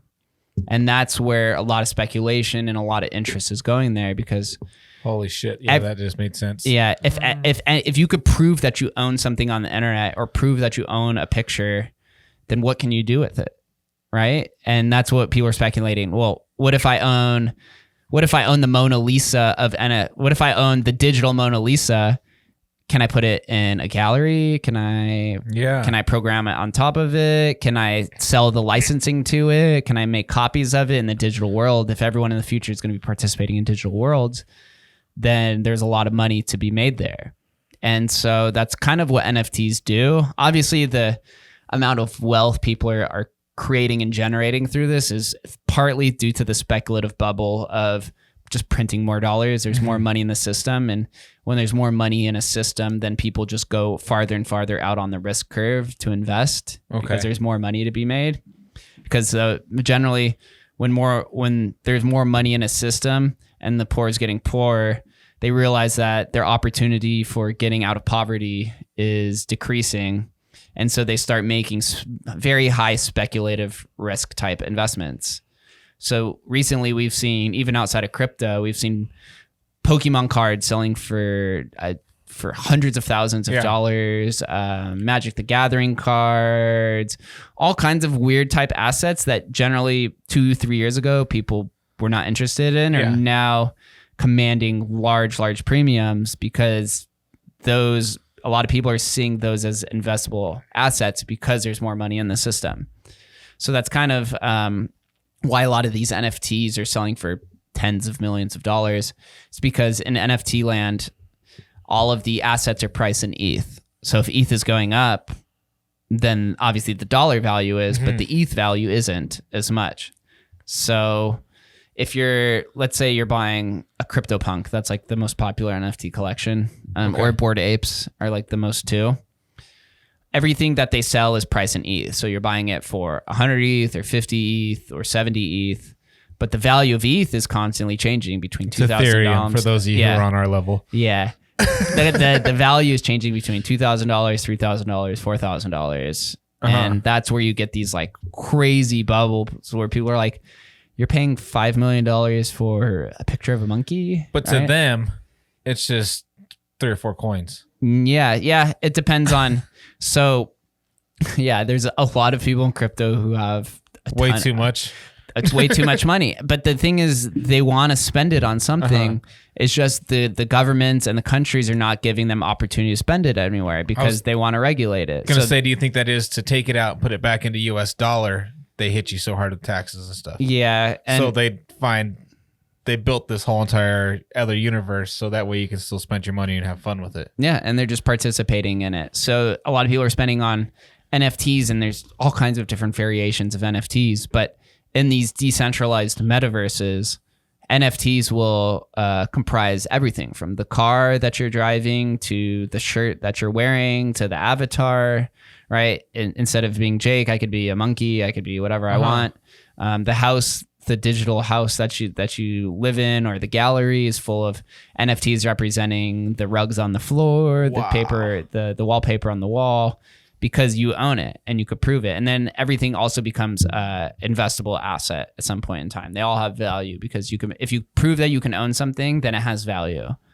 Which literally, just like Ready Player One. I was like, this is like actual. Yeah, I think the Ready Player One thing though is probably at least a decade or two away, because you saw. So you think it's that close? Yeah, I've seen some. That's close to me. I'm sorry. I don't think it'll be as dystopic as the movie portrays it to be. Even how 30 years ago we were playing with a joystick. Yeah, the rate of technological advancement is exponential. So it's like a hockey stick. It's like a hockey stick growth. And that's because the more people who participate in technology, you have more of the bigger minds, and therefore you could solve different algorithms and systems. Therefore, you could build and capitalize on it, because that's what science is, right? Science is just building on the foundation of the predecessors who have installed it previously. So NFT, you're basically just buying into this whole entire crypto, like this universe that doesn't really exist, but it does exist. Yeah, not yet. It's like thinking about like investing in, like I said, like the internet in the late 90s, early 2000s. So why did these guys all run off of the Ethereum coin then? Like, why is that? Because this is getting more into like a ideological debate. So gas fees on Ethereum are crazy, right? Because it works on proof of work where there's blocks. And so now that Ethereum's so popular, there's way more people trying to get into these blocks to get their transaction processed. So it basically becomes an auction system. So, right. So let's say Ethereum, I think it's one block every 2 minutes or 2.5 minutes or something like that. The capacity in every block is a few thousand transactions. But now you have so many people utilizing the Ethereum network that if this block, I don't know the actual number, but I'm just going to say 1,000, right? Just hypothetically speaking. Yeah, arbitrary number. 1,000 transactions get in this block. But now you have 3,000 transactions being processed. It becomes an auction system for whoever will pay the most gas fee or transaction fee to get in that block. So is that why you can literally like just refresh your transaction and you can go from $150 and you can luck out and get a $20 gas fee? Yeah, and you can change it too. You can manually change it. But that's the thing is, it depends. Some people are participating in Ethereum for trading purposes. Some of them are investing it long term. Some people are just experimenting with it. So you have all kinds of different people utilizing the network and using it for their own discretion. But Ethereum 2.0 is coming, and then this is when we get into things like layer 2 technologies, which is what's called scaling solutions. So people are basically, so like I said, Ethereum, think of it as a decentralized iOS or Windows, right? So anybody could build an app on top of it. So what people are doing is they're building an app on top of it. Apps are called layer 2s, layer 2 technologies. Ethereum's layer 1. People are building layer 2 technologies that are basically saying, hey, you can utilize all the functionality and things that exist on Ethereum, but now gas fees are a fraction of the cost. They're now a penny, right? So the most popular layer 2 is called Polygon. So I have a horse or something like that's off of Polygon. It's on Polygon, yeah. But now that you're participating on layer 2, it goes to the trilemma. So now you're sacrificing decentralization for speed and efficiency. So basically now you're basically bridging it, right? So if you think of this as like a metaphorical example, you're in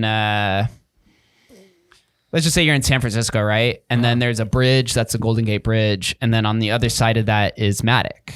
And so basically you're taking your funds and you're putting it through this bridge, and then it's going on to Polygon.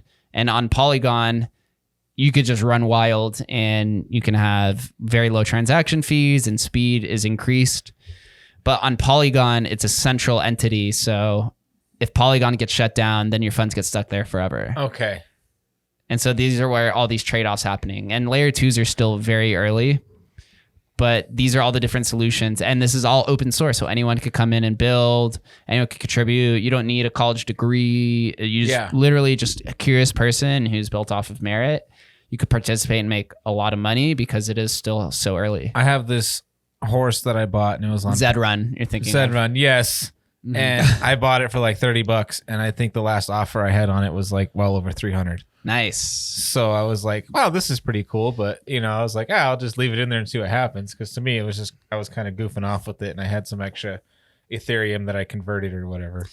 Zedrun is a cool experiment. It's essentially just a simulated horse racing game, but and I didn't even know, like, somebody told me I can go race my horse. Yeah. So you could bet on it. And the cool component of that is that every horse is an NFT, right? And with the horses, you could breed and then make new horses. And then you can either sell those horses or you could go race them. And there's more complexities of the game, like death and the weather and what horse track you're on. But all the outcomes, the competitions are all simulated. But so it becomes more of like a spreadsheet game than anything else. But you all own the individual assets themselves. Yeah. And so if the developers of Zedrun ever left or decided to shut the game down or whatever, your money's stuck there. No, you still own the horses. Oh, okay. You own the horse NFTs. So then somebody else can go build their own horse racing game, and then you just take your horses over to that game. Oh, that's cool. Because I remember, like, when I went into it, like, my horse had never been raced or something, but it was the horse that it was bred from had their parents had wins or something. Yeah. So I don't know what it was. It was something rare about the horse, and my buddy's like, buy that horse. And I'm like, cool. Grabbed it real quick. And then, yeah, and like people started sending me offers like immediately because I just put it up for sale. And I was like, sweet, this is interesting. So is there any way, like, for somebody like me who doesn't know shit about it? Anita, just so you know, like we brought you on because we're very interested in crypto. But No, I love it. knows a lot about it, so this is awesome. I love having these conversations. Is there any real, like, doing this? Is there any real way of, like, I guess, in the stock market, you can lose your ass? Is there any real way of, like, losing everything by putting something into NFTs or into crypto or anything like that? From a personal standpoint, I've lost everything before. So Okay. I got it. I was discovered Ethereum in 2016, made my first investment in early 2017. Throughout 2017, I was trading altcoins, learning the system. I took everything that I had made, which was at the time was about 6.5 Bitcoin, worth about 50K. I put it into an ICO and got rugged and lost everything. So I had to start all over again. And these kind of stories happen all the time. There's also a ton of scams you have to be very careful of. There's a lot because of crypto's pseudonymous nature. Most of the people you're interacting with are a fictitious personality that they've made. Most people do not operate under their government identity. There are scammers in NFTs, right? So many. Okay. There's so many. You have to be anytime there's a frothy market and there's a lot of speculative investments, it's very new. There's a lot of arbitrage opportunities. People don't know what's happening. You will have scammers. That's just any market. Uh-huh. So you have to be careful in how you invest. And it all comes down to just participating in the networks. I wish this weren't true, but most people end up losing some sort of money in the beginning. It's the same with investing in stocks or Forex. Yeah. When I was trading Forex, I blew multiple accounts before I figured out how to actually trade. It's the same with crypto. A lot of the technology is still primitive and some of it's buggy. A lot of the trades that you enter will probably be losing trades, but you just have to understand the market. Go through things like Twitter and Discord. Those are the two most popular social media platforms for crypto. If you go on there and just start following people, learning and engaging. I've heard Reddit too. Is that? It used to be. It's not as popular anymore ever since Discord popped up. But Twitter, by far none, has been the most popular crypto communication platform by far. This is why you see Twitter now doing NFT verification profile pictures. People just use Reddit for porn now? Is that what it is? I haven't used Reddit in years. I used to. When I first got into crypto in 2017, there was limited information on anything, and so most people would post their thoughts and opinions on Reddit. Also, back in 2017, talking about crypto was a reputation risk. So that's why most people ended up creating fake accounts to talk about crypto because they didn't want their friends disowning them or saying like, fucking weirdo, what are you talking about? Internet magic money? Isn't that black market people drive drugs on? Right? And that was kind of, Silk Road was one of its beginnings. Or one of its big use cases in the beginning. So then you'd say it's a lot of research then? Just you DYOR, that's one of the most popular euphemisms in crypto. Do your own research. Okay. You have to. At the end of the day, you don't know if people are posting a trade thesis because that's their bags. You don't know if you're at the top of the cycle, at the bottom. It takes a lot of experience, and listening to podcasts provides a lot of insight as well. But at the end of the day, as cliche as this sounds, only invest as much as you're willing to lose. That's kind of that's with any type of financial asset. Mm-hmm. But you have to be curious. This is wild, wild west. It's no man's land. Anyone could participate. There's never been a time in human history where any single person on the planet could participate in any financial market. It's never existed before. Yeah. So this is the first one. The first time that this has ever happened in human history. And if you think about it, you said it was what, 2008, you said? When this all pretty much... 2009, yeah. Like January 3rd. You said that the idea arose in the late 80s, 90s, but it wasn't until the 2008 that all the pieces were put together to make it a possibility. Mm-hmm. And that's like in existence, that's a fraction of nothing. It's a fraction of nothing. Yeah. If you go back to traditional stock markets, or even today with the stock market, or if you want to be a private investor, you have to be an accredited investor. But in order to be an accredited investor, you have to have $1 million in assets in your net worth. Well, how do I have $1 million in assets if I am not allowed to invest in anything? Like, it's just like these gated institutions put up all these barriers so that they can keep the wealth within themselves. Because do they identify crypto as like that now or not yet? Yeah, a lot of investors have begun. It's a slow movement because what's happening is that more people that participate in crypto, you're taking power away from the governments. Mm-hmm. Obviously, governments don't want power taken away from them as much as they portray that they are small government or whatever the case is. Crypto is pure capitalism. It's pure libertarianism. It's bottom right of the XY political curve, authoritarian axis. And it's the first thing ever that I can go to Mexico, and if we were on the actual crypto base, it would cost the same exact what I'm buying there is what it does here. Yep. So El Salvador is the only country so far that's adopted as legal tender, which means that there's no tax implications if you spend it. So when they do that, then, so like say it'd be like 0.023 to buy something. Yeah, whatever they want. Bitcoin is divisible up to 8 decimal points. Okay. And so the smallest unit of denomination is called a sat or a Satoshi, which obviously is given credit to Satoshi Nakamoto, who created it. So think of it as 100 cents make up $1. 100 million sats make up 1 Bitcoin. Okay. And you could buy 1 sat. You could buy 100,000 sats. It's going to be like Star Wars pretty soon, where you walk up and then credits. Yeah, credits. Yep. What's going to be your sats? Yeah, sats. That's going to be the... But you have to own Bitcoin in order to use that, though. But what if you go down there and you don't own Bitcoin? Can other cryptocurrencies work? I do believe that this is also a big ideological debate of Bitcoin maximalism versus a multi-tokenized world. There is a large majority of Bitcoiners who believe that Bitcoin is the pure truth. No other coin will exist. Everything else is a shit coin. And they come at it from pretty pure intentions. I think they do dismiss a lot of innovation that's happening.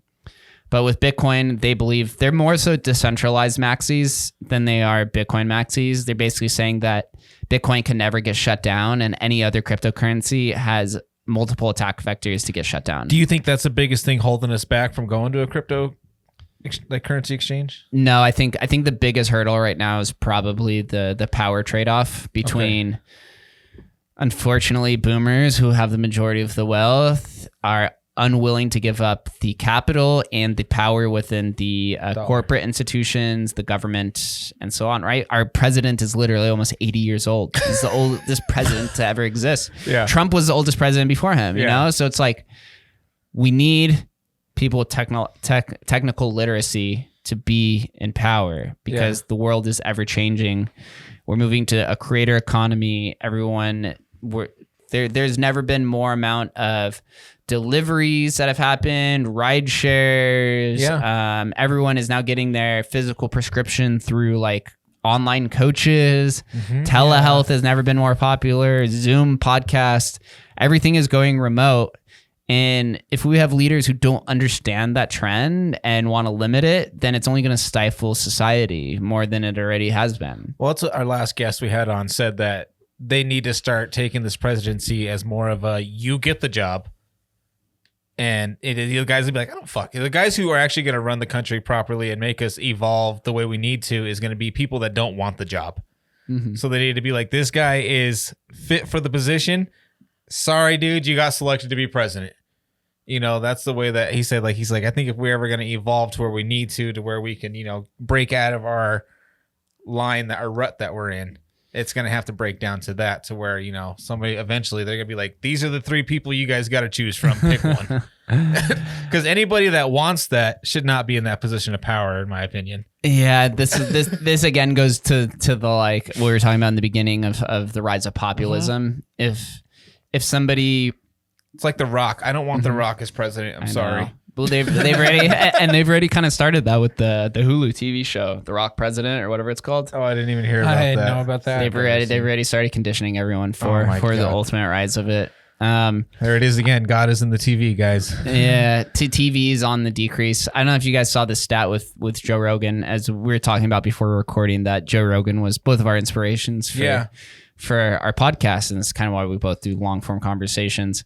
Joe Rogan's average viewer base is 11 million people per episode.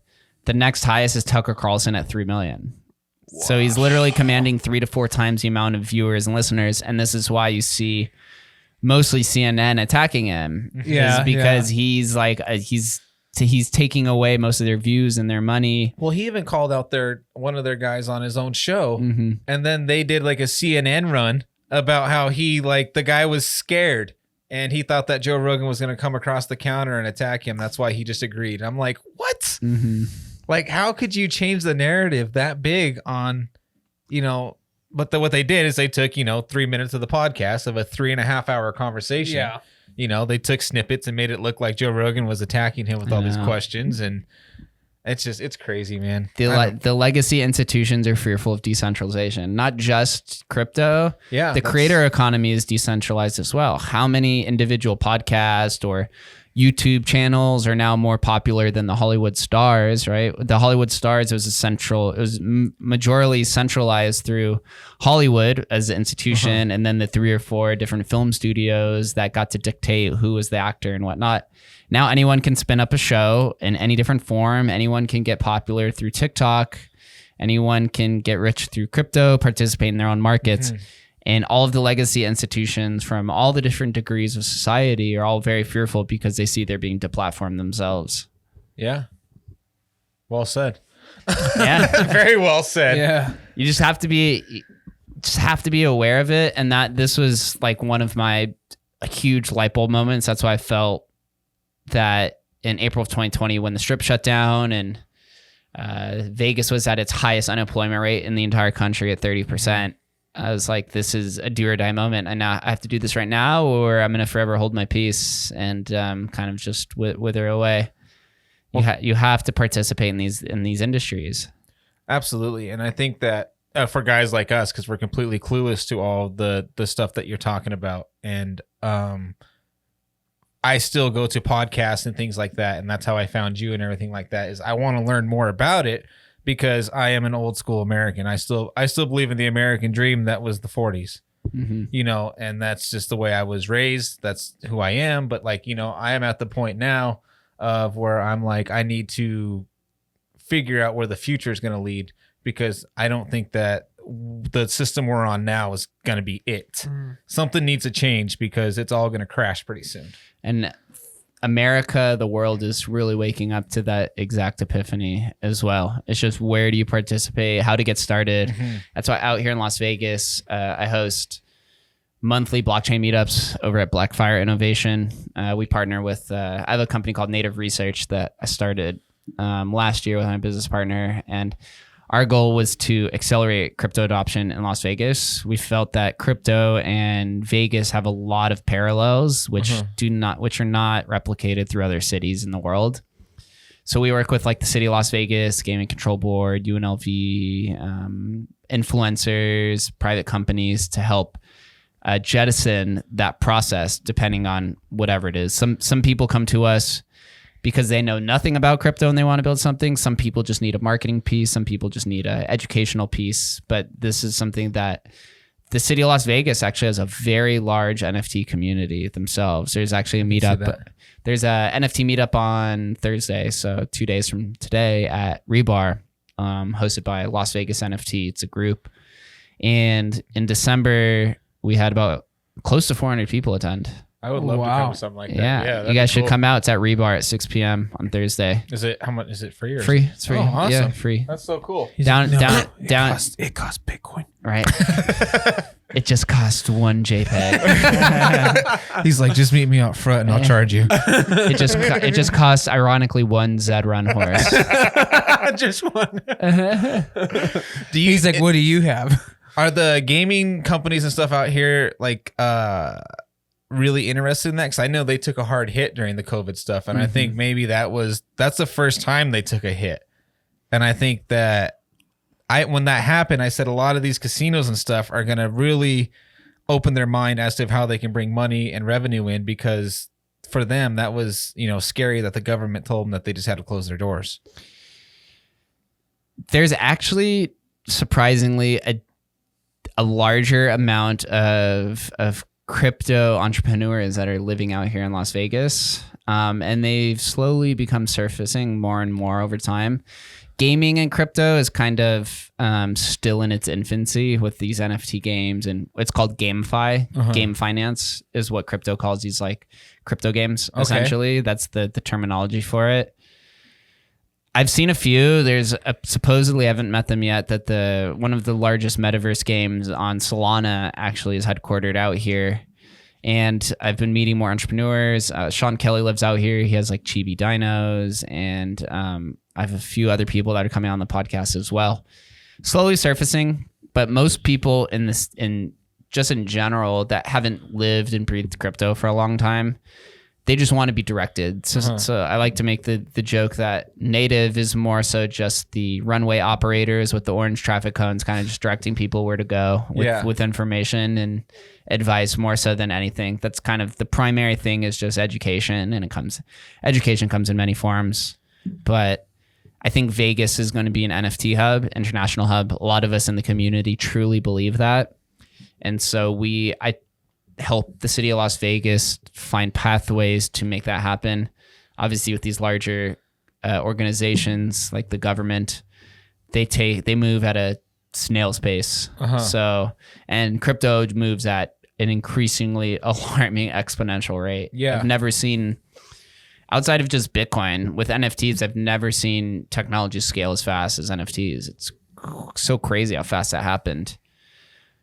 But Vegas has a very bright future as long as the leaders don't get in the way with overregulation and they want to participate. This is, again, the game theory.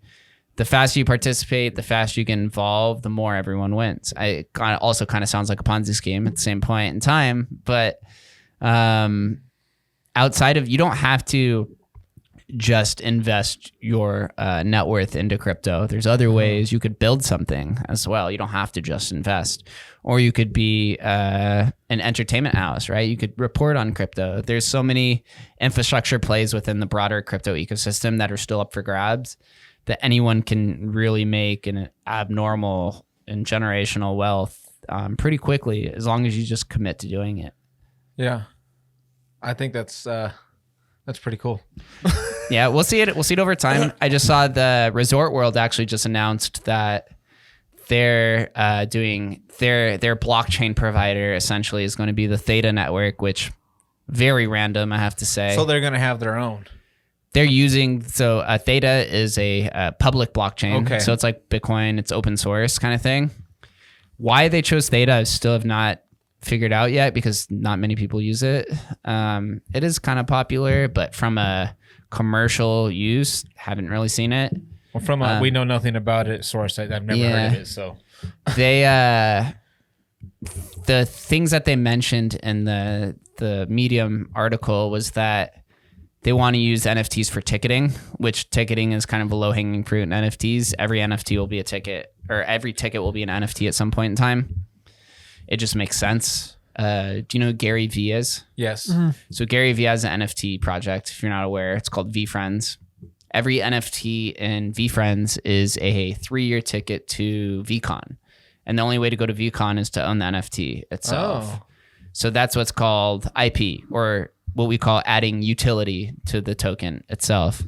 But also within this, I think it's 10,000 tokens, might be more, might be less.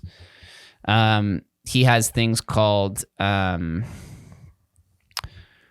are they called? He has, I think it's like 300 to 400 tokens that have specific utility to it. So one token is called Podcast Panther, where if you own it on this certain date, whoever owns it, Gary Vee will come on your podcast. Really? Oh. Yeah. Another one Gary Vee has called Empathy Elephant, where I believe whoever owns that then gets their own branded wine within his Empathy wine collection, because that's how he got popular, was Wine Library. So a lot of other entrepreneurs are now building NFTs to basically reward the community. You're basically tokenizing your community in various ways by adding IP to it. And it's all transparent because you could look it up on the blockchain and see all the transactions, the history. But also a cool thing with NFTs is anytime an NFT resells, you can add royalties on top of it.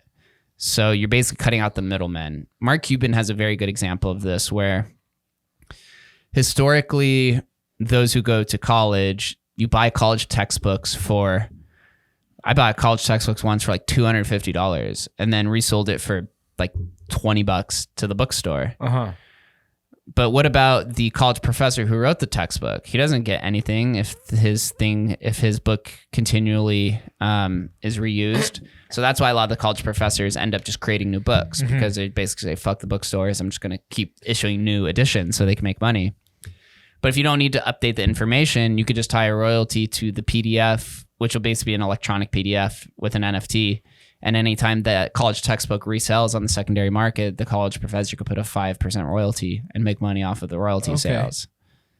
So that's one. Artists are doing something similar. Musical artists are tokenizing music on the blockchain. People are putting art. Metaverse land, so different land, as we talked about earlier with like cars and rugs and all these different things that are in Metaverse. Everything of that will be NFTs. So this is where it's become more of like the wild, wild west. So now we have layer one technologies like Bitcoin, Ethereum, and some of the other ones, which are basically like decentralized currencies. And now NFTs are basically decentralized assets. Yeah. Decentralized digital assets. So I have one last question. With everything you said today, we're very so me and my brother here, we haven't really done any college education. Like I said, I didn't go to high school. I was homeschooled my entire life. Basically, when I was in the second grade, they told me that I needed to go to special ed and I was never going to be able to learn how to read and stuff. My mom said, fuck that. You know, he's bored. It's this and that. And turns out I ended up having whatever it's called, where you ADD. I just couldn't pay attention. So from being an entrepreneur and stuff like that, do you think that all your college experience and everything like that is something that kids need today? Or do you think that a mindset is the most powerful tool? I don't think college is needed at all. Honestly, when I went to UNLV, my biggest takeaway was the social experience. It helped me even further add confidence in my own networking skills and kind of building. It's almost like a playground more so than anything. It's just an extension of once you graduate high school or leave traditional school, you're basically out in the real world. College is kind of just a bridge, but now with the rising tuition cost, it's just not a choice for many people. The internet is basically the Library of Alexandria. It has all the information you want out there. And even so, how I started my podcast was on YouTube. I just typed in how-to videos on YouTube and learned 90% of the stuff that I wanted. The other 10%, I either asked a friend or just typed it in Google. It's all there. You just have to exude your confidence, and that's where you'll find success. So college is not needed at all. It is a good step if you're kind of if you're unsure what you want to do with your life. But unless you want to participate in the hard sciences like physics and health science and some of these job applications where you have to know this information that require the knowledge, dense knowledge.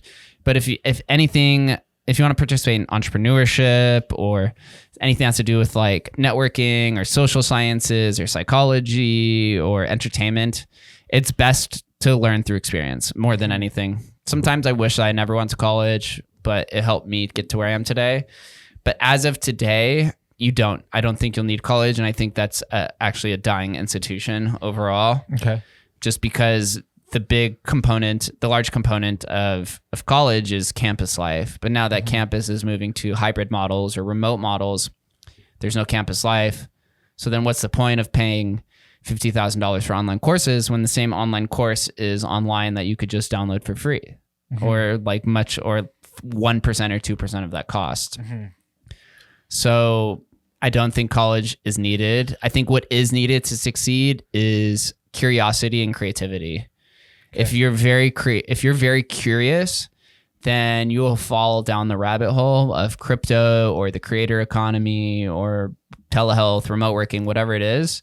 And then you can build a network that way. And as long as then you get creative based off of the curiosity of the things that you find, you can culminate everything that you've explored and the information that you've gathered and build a podcast or build some sort of digital brand representation, which then you could go into the real world. But most professions and jobs over the next decade will be automated away, and you'll see a large majority of the economy transacting and participating only online. Mm-hmm. So unless you want the real world experience, which in college is decaying, I would just advise to explore at least when you graduate high school, because for now you still have to participate in the K through 12 education program. Mm-hmm.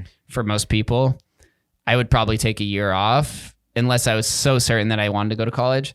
Take a year off and just explore, go explore the world, go look on the internet, find what really attracts your attention, and then just go from there, because experience is the main purveyor of success, in my opinion. Mm-hmm. Yeah. The reason I brought that up is because when you talk about crypto, you got a certain spark in your eyes. You know, you're mm-hmm. truly enthusiastic about it, and you believe in that, what you're talking about. And you had us both mesmerized the whole entire podcast. When you talked about stuff prior to that or previous things you did, you know, it wasn't the same. That's why we push a lot in this podcast that as we were younger, a lot of people hounded my parents for the decisions they made and not making us go through the K through 12 or into college, because in our family, especially the Hispanic family, the only goal is to put you through college, and that was never a thing. You know, on my dad's side as well, they went through college, and they're all pretty much just doing dead end jobs right now. You know, and me and my brother have always been the ones that were pushing the envelope, and it seems like even my earlier questions about being in school, you having your mindset and stuff, that's the most powerful tool. And I think all of your education and everything and your success and everything that you have now doesn't really revolve around anything prior to that. It was definitely foundational building blocks to get where I was. But I did have the belief that you're going to have to, I believe firmly on like the trial and error mindset. Mm-hmm. You're going to have to go through a lot of trials. You're going to fail a lot before you finally find what hits right. And going into the antique store and Chameleon with the tech verification app. We're all stepping stones. They're all stepping stones. I wanted them to succeed, but at the back of my mind, I also was aware that if they don't succeed, as long as I could pull, as long as I could pull specific skills from those experiences and apply it to something in the future, mm-hmm. that would be like a monumental growth metric. And a lot of things like that with the certain experiences, you can't put a price on, right? They're unpriceable at some point in time. So you just have to continue to do it, but also just never give up.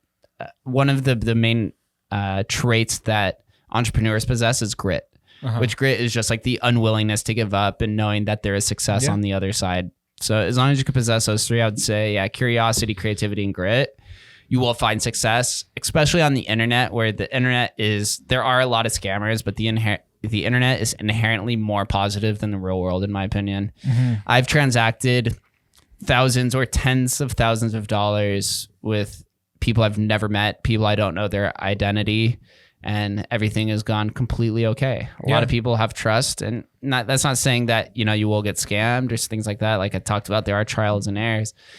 But most people that I've interacted with online are genuinely positive people, as long as they're not on Facebook.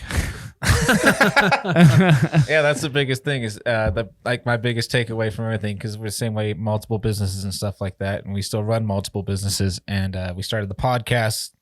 Now you're here talking to us, and you have a lot of the same mindset as us. So I appreciate that. And that's what our band got signed a long time ago. You know, we did the touring thing, and we did that, and then we went sideways to the label, and people hounded us for it. And in the beginning it hurt, and they would be like, you know, oh, you guys did this, you got juked, you know, you got robbed. And it's like, you know, I would say yes, but the only thing I took away from it is I now know how not 1,000 ways not to do it next time, because that doesn't mean I'm going to quit because of that. I just now know what to avoid on this next curve. Right? It's like Thomas Edison, where he tried to light over, I think it was over 1,000 light bulbs or 10,000 light bulbs, or he had so many attempts at it and eventually got it right on the 10,001th one attempt. Exactly. That's how life is. That's how and success that's what your is. antique store, all that was your stepping stone. And now you know what not to do when you get in your next business. And that's why you're so successful now, what you're doing, I think. And I think, thank you for that. I appreciate that. I have realized that, especially in the crypto space, that everyone comes from weird, diverse backgrounds, and that those experiences are really, really exemplified in crypto space. So I spend most of my time, even throughout this whole conversation, in NFTs, I spend most of my time in what's called like the historical NFT space. So NFTs became popular in 2021, but they really go back to 2011. And so there's this like NFT archaeology movement that happens where you're going through the blockchain, and we'd be here for another 3 hours talking about it. But Next episode, guys. right. But the reason why that intrigues me is because I owned an antique store. So I understood how to evaluate artifacts and old items and understand how to ascribe value to things that maybe aren't as valuable, and understanding human psychology. So that really speaks to me, where most people in NFTs participate in this, like I call them modern NFTs, 2021 and older or newer, which has to do with like minting wars, and has more of like the gambling, like sneaker flippers, like ticket flippers kind of like mentality, where you're trying to get in super early based off of some political agenda and relationships. You flip it higher and you kind of move on to the next. The older space is more shared by the collector mindset than anything else, and relationships are formed. So I participate mostly in that kind of area, but it's all through my past experiences of owning an antique store, understanding technology, being very curious, not following the herd kind of ideals. And so I see this happen time and time again with different people who get into different sections of crypto or create different businesses. At least their successful businesses, a combination of multiple things that they've done before. And one of my favorite philosophers, modern day philosopher, his name's Naval Ravikant. If you're familiar with him, very popular guy. He was on Joe Rogan once too, actually. Okay. He founded AngelList. AngelList is just like the angel investors Craigslist, essentially. He talks about this idea of specific knowledge, and specific knowledge is the idea that whatever field you get into, you generally get into the top 80% or so. And then once you reach that peak, then you take 3 or 5 of those kind of peaks in the top 80 percentile of 3 to 5 subjects. You combine them and you create something so specific to you that nobody else could replicate. And then that becomes your niche in society. And then you take that niche and then you grow outwards from there. And those are kind of the ideals that I like to resemble a lot. That's a very good mindset to have. Yeah. Outlook to have. It's tough to, once you start getting into like the upper echelons of certain subjects, whether it's physics or podcasting charisma skills or investing, once you start getting into those upper tiers, it becomes harder and harder and harder to like break into those, whether it's like the political entities that kind of gate that off, or the technical knowledge, or just the time and effort it takes to put into it. Yeah. But you could generally get into like the top 80 or the top 20%. I mean, the top 20%. You could generally get into the top 20% percentile of a subject fairly quickly just by being curious. So if you understand, and to be in the top 20% of something is basically just understanding like the concepts behind everything and understanding the psychology and the momentum rather than understanding the technicals of whatever the underlying it is. So to get there is pretty quick. But then once you combine those 4 or 5 and you figure out what's unique to you, then you can apply that to whatever your entrepreneurial endeavor is. Yeah. And that's what you guys have done too with the podcast, right? No, I was like, yeah, that's exactly that. I mean, we try and push that all the time, and we try and tell people that, I guess, never stop dreaming. You know, that's the biggest thing, and a lot of things they try and suppress now, especially in the younger generation, and I hate it, is, you know, I always have that open imagination. Mindset. You know, never stop dreaming, never stop. You know, I have a huge thing with parents that tell their kids Santa Claus isn't real, because I'm like, you know, that right there, you're taking that out of their head. That one thing, that one little bit of imagination, you know, could make them the next Elon Musk. It's true. You know? Yeah. So it's things like that. And that's why, like, when talking to you, I feel like we have a lot of the same mindset, and it's crazy coming. We have completely different backgrounds, obviously, you know, but I mean, that's what brings it's what brings entrepreneurs together. I've said this many times on my show as well, that I enjoy talking and networking with entrepreneurs because the end goal and the mindset is very similar, but the journey is completely different from everyone else. Some people can fortunately take a straight path to success. Many people, though, have many peaks and valleys along the way. Some of the valleys are much deeper, and sometimes the peaks are much higher. But the end goal and the mindset has always been the same throughout every single entrepreneur that I've met. Yep. And the biggest thing to take away from all this is the fact that we're 3 random guys. Yeah. This is what happens. I tell people all the time, it doesn't matter if you're left, if you're right, if you're center, if you believe in God, you don't believe in God. If you just find somebody that you can sit down and have a conversation with, you can actually really connect like any podcast does, you know? I think podcasts are super popular now as well, at least not from the guests and the hosts, because before social media came into play, I guess we could say this is just conversations like this, conversations where there was no social media, like focused conversations existed before social media, right? Yeah. And then when social media came in, the smartphone, they inserted themselves, and now instead of having an hour-long conversation, I get to see bits and pieces of my friend John or whoever is on Instagram, and I can't actually have a conversation because we're all so attached to our smartphones. Either within a picture or 60 seconds. Yeah. And now with podcasts, this whole entire time we've had our phones put away. We get to have just completely focused, and you get to have my undivided attention. And I would assume these are probably how conversations existed in the 70s and 80s and before technology really existed and took over. Yeah. And now we get to have these and embrace that kind of those ideals again. That's what's so cool about a podcast. Yep. We try and encourage everybody to start a podcast. So does Jake. So yeah, Joe Rogan encouraged us, and then we encourage everybody else to follow the same suit. Even at the end of the day, if you have 3 downloads per episode, you should just do it for your own benefit. Absolutely. It improves your charismatic skills, your conversational skills. It puts you out of your comfort bubble, and it makes people curious about you. If you just continually keep putting things out into the ether of social media, eventually someone's going to stumble across it and be like, oh, what is this? Be super surprised how people view you. Another one of my I call them like Jakeisms, I guess, is that journey. I didn't coin that term. It was actually I didn't mean to laugh. A few of my friends actually have coined that, and like, you say these kind of inspirational, these like axioms kind of things all the time. So we're just gonna call them Jakeisms. Okay, I guess success purpose is how you view your journey, but success is how other people interpret your journey. So generally life is a 1-player game, and we've always viewed our journey the same way, right? I've had pretty much the same outlook on life, or at least I've interpreted life generally similar throughout my entire life. But at different points throughout my journey, people have interpreted it successful in different components. There's people who were telling me I had a super successful podcast after 15 episodes. I'm like 200 episodes in. I have some people saying it's massively successful, and people think, oh, you're a millionaire and you do this and this and this, but it's because they're looking at me through their lens rather than me looking at my life through my own lens. And everyone interprets everybody differently.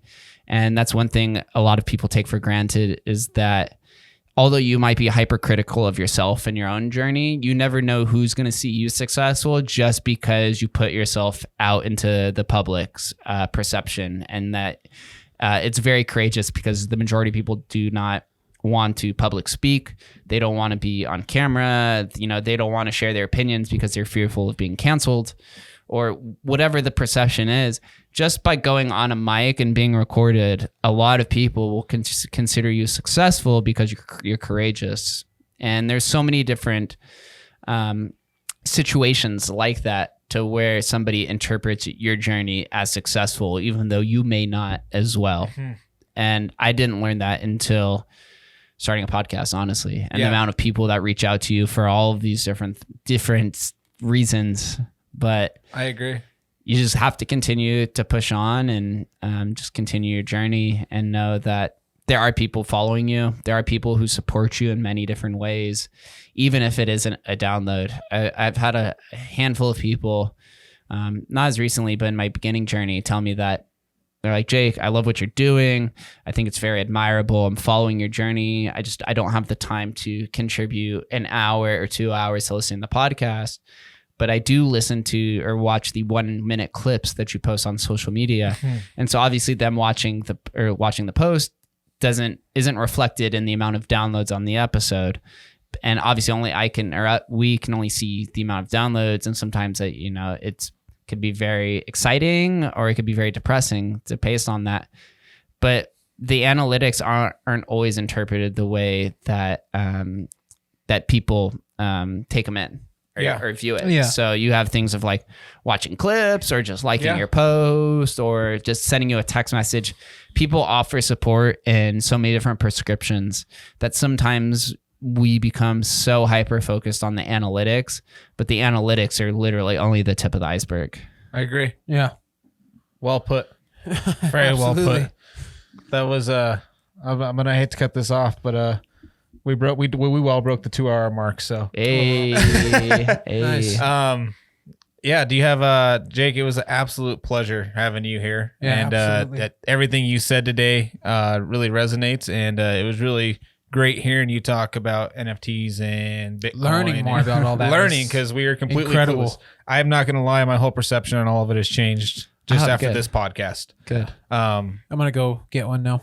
I'm in it, but I was completely clueless how it all works, and that was like the reason why we brought you on here is because a lot of guys that I talk to that listen to our podcast are interested in it, but they're scared to jump into it. So hopefully something like That's this helps. my big issue is fear of doing it. You know what I mean? So It's very intimidating once you kind of get past the curtains and start looking under and find what actually interests you, whether it's for a lot of people, NFTs, it's the art. For some people, it's music. Some people, it's self-sovereignty. Some people, it's just decentralized gold, essentially. Some people, it's a technical creativity with coding.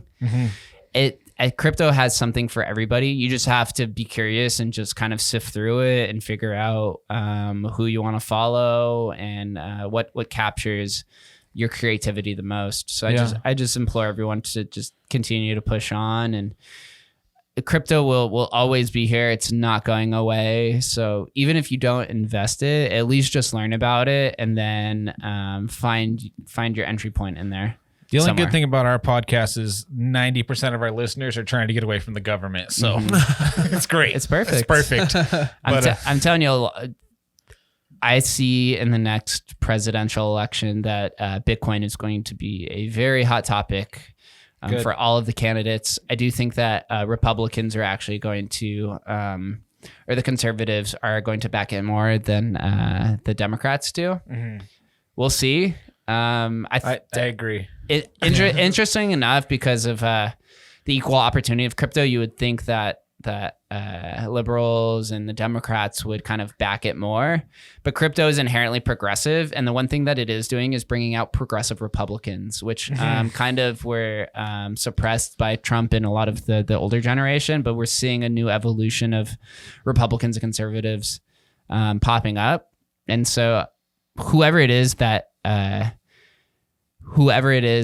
kind of uses Bitcoin to their benefit, I think it's going to have a large swing in this next upcoming election. So we'll see what happens. But Bitcoin is bipartisan at the end of the day. It doesn't care if you're black, white, old, Republican, Democrat, Libertarian, Independent, whatever. It doesn't care. It's a technology. Yeah. And so everyone can use it how it is. Yeah. That's exactly what it is. We need. Yeah. Do you want to plug your podcast? What do you want? What else? What do we got? Your social media? That'd be great. Yeah, I'm pretty easy to find. Just Jake Gallen, JakeGallen. Podcast is Jake Gallen Podcast. YouTube, Jake Gallen.